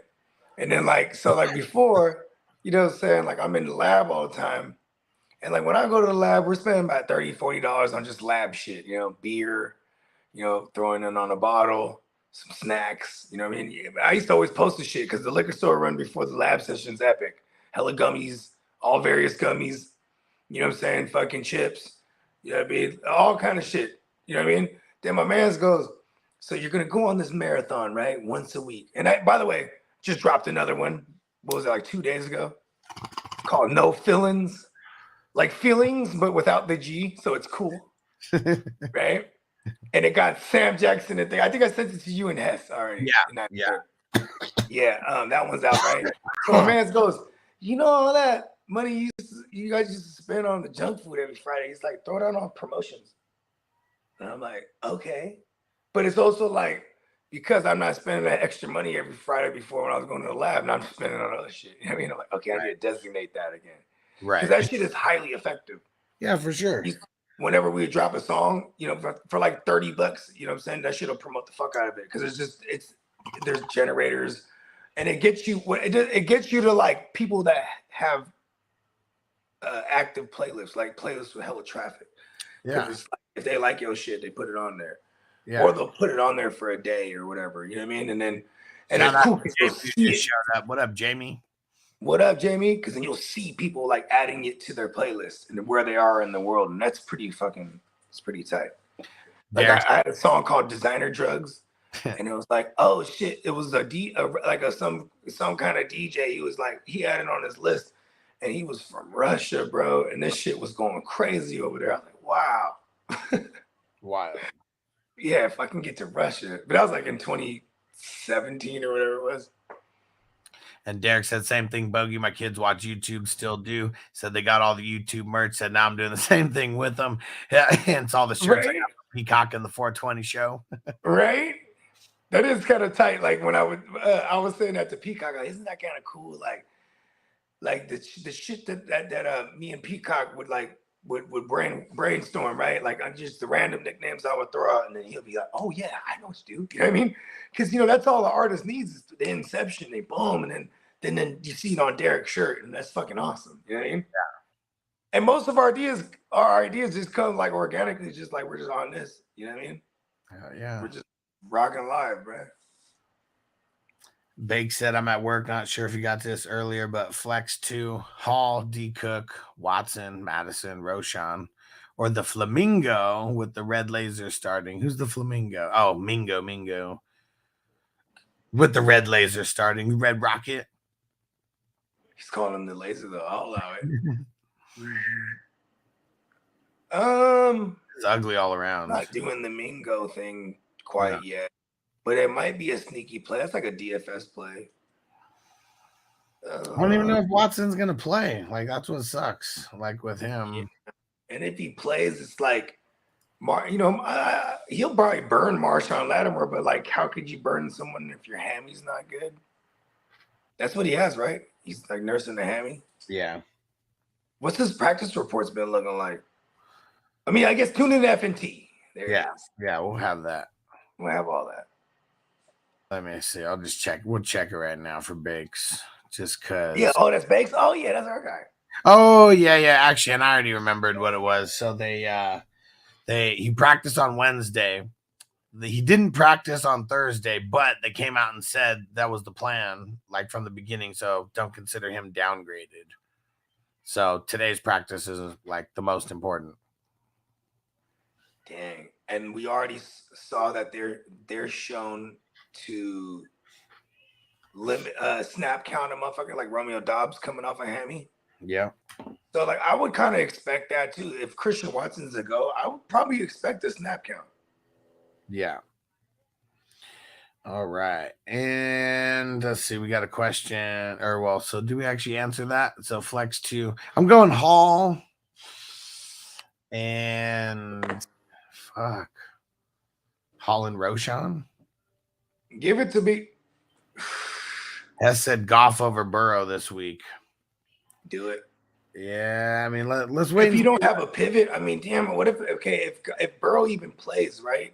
And we just gotta wait. We need the Saturday report on Burrow, and that's when I could give a final answer. We got to get the Saturday report for Burrow. We've only had day 1 of practice for him. We still got day 2 and day 3 of practice to see what he does. Yeah, it is a Monday night game. Yeah, so this will be a Saturday question, Hess, when we get 2 more days of Joe Burrow practice report. Joe Burrow is thorough fucking me. For our man Scotty Boy over here on Patreon, he said pick one of the following half PPR: Rashad, Najee, Josh Kelly. Najee. Yep.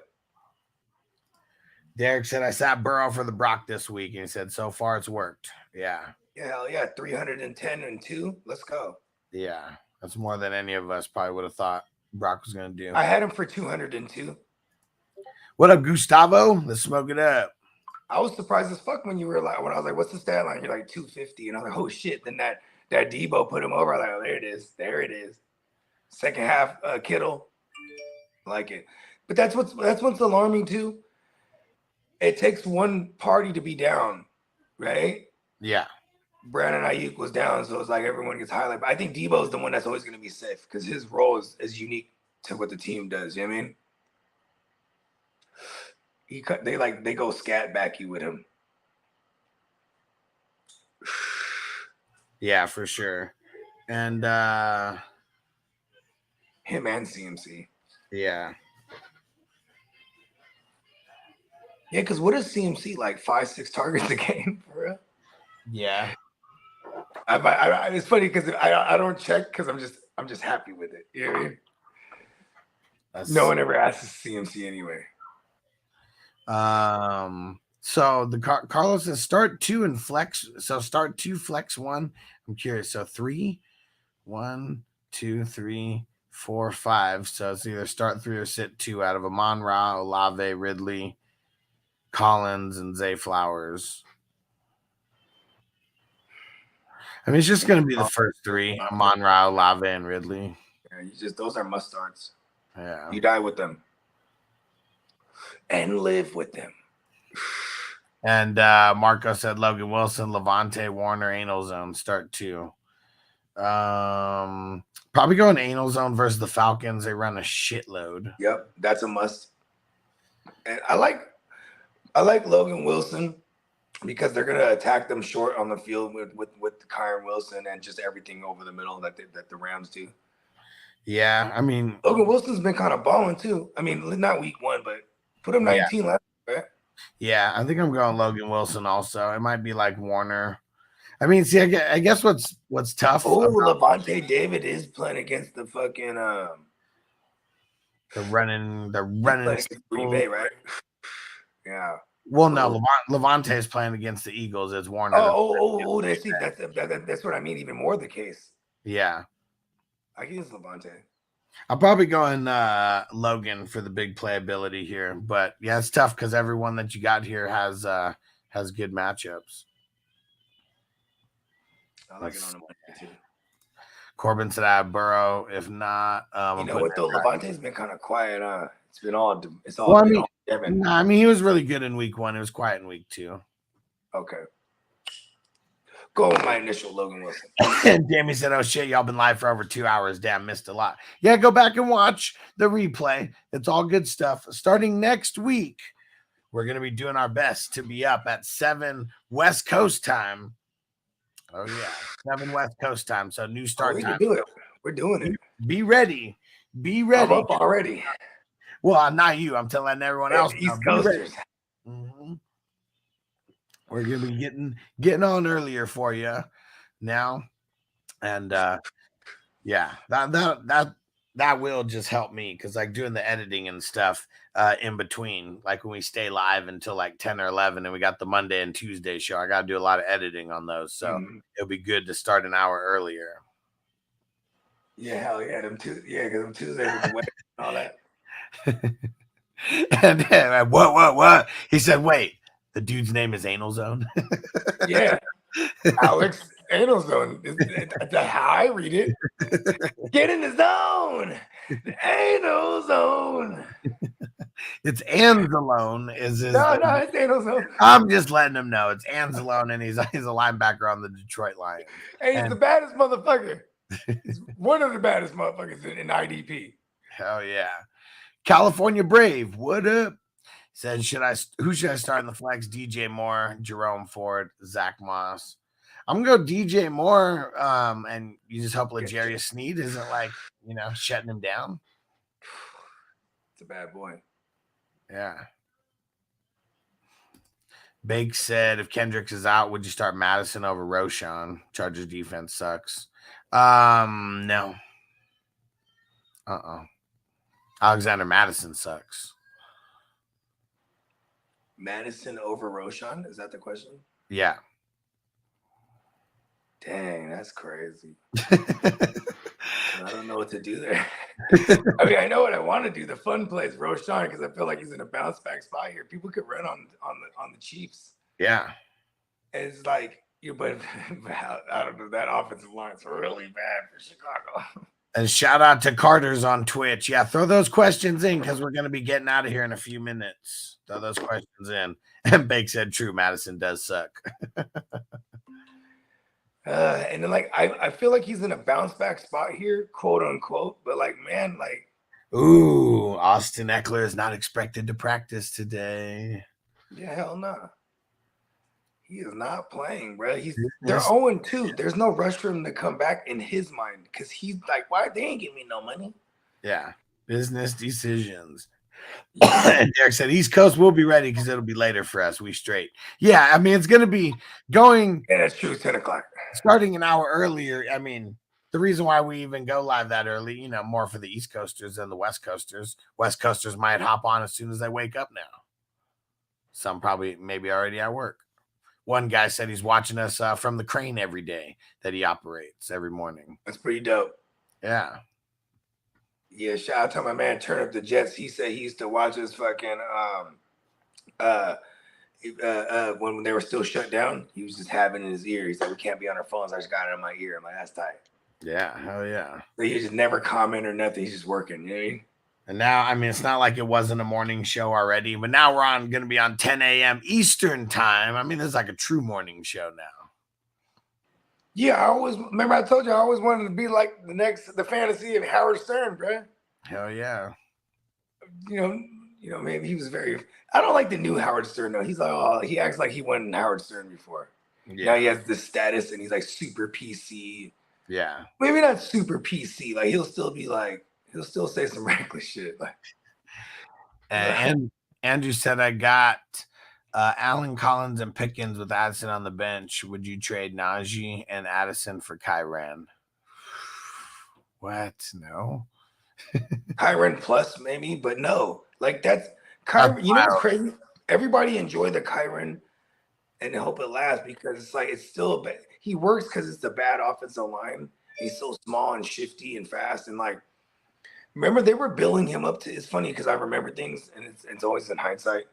They were building him up to be this last year. Then he injured himself in training in rookie mini camp. He had to get surgeries and all that. Remember that? Yeah. So like, and then even there was all the Cam Akers drama. Like they never wanted a Cam Akers at that point. You know what I'm saying? So they and I swear, because my recall is so good. We are watching the 2017-2018 Rams playbook back in action, where they're throwing at the running back, and it's a bunch of screens and a bunch of shifts and movements. Like, it's crazy. And what? He said Flex Waddle or Puka, full PPR, both hurt. Puka sits. I'm stuck with picking up Van Jefferson. Well, see, that's what kind of sucks is like, I mean, shit, Waddle still hasn't practiced yet off of this concussion. So if he doesn't practice today, he's definitely not going to play I mean, I guess not definitely. Well, because here's the thing. Good. So this is how it works, right? If you haven't practiced yet, that means the team neurologist hasn't cleared you yet. Because then once you get passed by the team neurologist, and that's usually the Wednesday, right? Because that'll be the 2 days. What is that? Monday, Tuesday. It'll be 2 days after. You don't clear by the team neurologist. You're not gonna be eligible to get even tested by the league neurologist, and that's usually on Saturday, which would be after the 5-day protocol. Yeah, and we haven't seen. Look at what happened to Jacoby. His was reported the Monday, right? Yeah, didn't clear. Troy Anderson, his was reported not the Sunday. It was whatever Monday or Tuesday, which is not Sunday. She's not on track, so. Damn, I'm kind of like taking this in now myself. Like shit, man. I have all the Waddles. You know what I mean? Yeah. Hey, listen, I promise, bro. DFS it, bro. You ready for this? Who? He has his own taco, bro. The Braxton Barrios taco, bro. You heard of Barrio tacos? Yeah. Yeah, this is the Braxton Barrios, bro.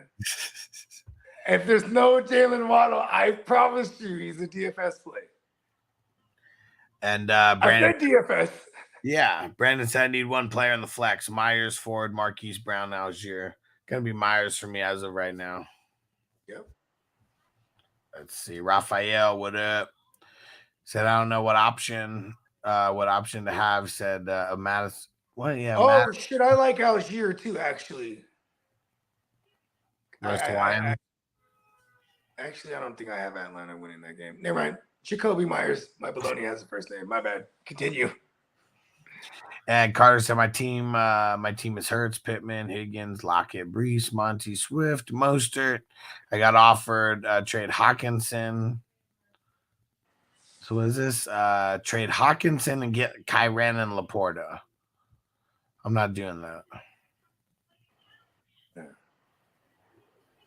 They said and a trade. Actually, wait, is this redraft? Yeah. To get Kyren too, though, that's like Hawkinson is like he's like poor man's Kelsey for fantasy purposes. I'm not doing that. Never mind. Well, you say poor man's Kelsey, but he's like rich man's everybody else. Yeah, for sure. But isn't it better to say poor man's Kelsey because no one compares to Kelsey?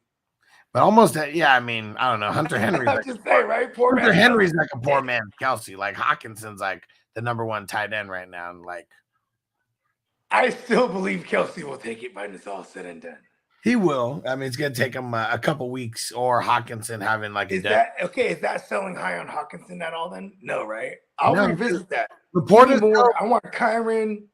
It's because Laporta is so blah. Like I'm thinking from like a tight end, like getting the tight end dominance. It's like you're giving up your tight end dominance for depth. Yeah, because at the same time, position scarcity. I mean, what's more prevalent in a starting lineup in a championship? A dominant tight end, right? Yeah, for sure. Okay, I'm with it. Yeah, I keep arguing with myself. Go ahead. California Brave, Gus Edward, Roshan, or Jerick McKinnon. Roshan for right now. Yeah, and we'll get a practice report on Isaiah Pacheco, so that would just make me start Roshan. And you the man, Marco. He said you got some international stream. Hell yeah, man. Always got Marco. Yeah, Marco from Z Future. Yeah, all the way in Germany. I gave him his handle too. Hell yeah, it's fucking dope. Right? And cheers, Raphael. What up, Austin? Cheers, Raphael. Shout out to all the Ninja Turtles, bro. Mike said, would you bench Chase if Burrow doesn't play? I have Zay Flowers and Addison. Yeah, I mean, I don't know. Probably not, but we don't know until tomorrow. Let's just wait until tomorrow for any Burrow Bengal questions. And we'll be live tomorrow during the day, I'm sure. Tomorrow night somewhere. Yeah, we got a show in the morning tomorrow, and we got a late night show, late night for the East Coasters because it starts at 8 o'clock West Coast time, correct? Yeah. Yeah, and because that's around when Sheffy gives his official, unofficial ins and outs, and yeah, we figured just do a show during that time. When we decided to do that 2 years ago? Yeah. Yeah, I like that. The late night booty call, Saturday nights. Peace out, Derek. Peace out, Derek. Have a good one. Antonio Lopez says, if I were to trade Kyren and AJ Brown, who would you be trying to get back? The world at that point. Tyreek Hill. Yeah. Justin Jefferson. There it is. I want Justin Jefferson. Yeah, for sure. Definitely got to be that kind of cat. Because that is using AJ Brown and selling high on fucking Kyren to bring you back the big dog. We go fishing. We don't want them rinky dink ones. You throw those back, right? Big fish. And we got to get up out of here in like a minute. So we'll see. Yeah. Marco says Pitt's startable. Depends on over who, but I like the matchup. Yeah, you got it right. They're third worst against tight end, right? Us. Yeah. Detroit is. Jamie said Dubs, Juju, Khalil Herbert. I mean, I guess it'd probably be Dubs. Yeah. Bake said start Pitts this week over Lazard and Watson if he plays. Yeah, because we don't know about Watson as of right now. But so after the practice reports, my answer may change. He's running a 12 personnel. That's what he's asking. He's gonna run Pitts in a flex. Yeah, I hate doing that. Gotta do it. It's a good matchup. And Carter said I did just lose Saquon and Chubb. I mean, I know you think it's the time to panic, but people are gonna like prey on you like panicking. And like if you make a real shitty trade right now, or like trade to where you're losing this trade just to like fill a running back spot. Yeah, it's not time to start manufacturing. You're not like threatening mathematical elimination in week 2. So it's not time to start manufacturing a W week to week. You know what I mean? You're okay. You don't have to be desperate. You can still make smart trades. You know what I mean? Don't let them prey. Yeah. Prey them. Peacock said Hawkinson right now is like a rich man's Hawkinson. He is, right? Flip him. Gustavo said Metcalf or Nico for the flex. As of right now, Nico. Metcalf. Well, I guess he didn't practice yesterday, so I'm still waiting. Oh, he didn't? All right, fuck it. I'm still waiting. Is that what we're doing? I'm still waiting to hear that he practiced. Either that he practiced or that they're expecting him to play whether he practices or not. So for right now, Nico, but just make sure you come back. Playing Carolina. Carolina's getting beat down the field too, but that's I guess that's another thing. They're not using DK down the field like that. Yeah. Marco said Reed, Dell, Addison, Dodson, Cooks, Brian Johnson, Sky. Start 3 left over plus Pitts for the flex. So we got to start 3 of them. Dodson, Cooks, Dell. Actually, it wasn't that hard. Boom. Actually, I was trying to figure out what we just sit one, right? No, I'm going Dodson, Addison, Dell. That's what I'm doing. Yeah, I forgot Addison was in there. Ooh, Dad. The acronym is Dad. Dodson, Addison, Dell. There you go. There you go. Boom. Look at me. And Mike said I got Chase for Henry. What do you think? I guess I just don't like trading away the top heavy pieces. If you're talking, Derrick Henry, if you turned Hunter Henry into Chase, I mean that's pretty awesome. Is it crazy that I turned down someone's Hunter Henry and he wanted my Brian Robinson and Tank Dell? Yeah, I mean that's a lot. Yeah, but it's crazy, right? Because like normally someone would be like, hell yeah. Maybe, yeah. I'm like, fuck that right now. All right, last question. We're getting out of here. Austin said Kendre Miller over Pierce. Probably. It sucks, man. It sucks. Like Pierce's offensive line is dead. Oh, man. I love you, Pierce, but it's, damn it. And Kendre's like, this is called gambling right here. Yeah. This is where you start gambling. Yeah, because we don't even know. Watch Tony Jones be the guy, bro. Man, fuck Tony. And I don't believe that at all. Like, I like the Kendre Miller play. I don't know if I like it over Damian Pierce, though. You know what I mean? We'll revisit this. Just make sure you come back. And Marco said still need one for the flex. Pitts, Reed, Cooks, Sky. It's either Cooks or Pitts. And I feel like Cooks finally getting in a full go at practice. And maybe the play versus the Cardinals. I'm just going to go with... He just pops out with new options on. He's like, oh, okay, well, what about the Cooks in there? No. He did say that for the flex. Oh, did he? Okay, I'm stupid. Yeah, he said, we forgot about that part. I'll say Pitts for right now. Big said trying to get Kelsey, Etienne and Kelsey for Derrick Henry and Hunter Henry. I mean, if you could somehow get that, like, yeah, for sure. Yeah. I'll do that. He said he's the one giving up the Pitt side, right?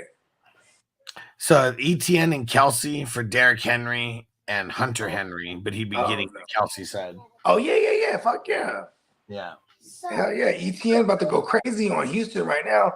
You gotta do that now before that person don't want that person's never gonna move Etienne after this.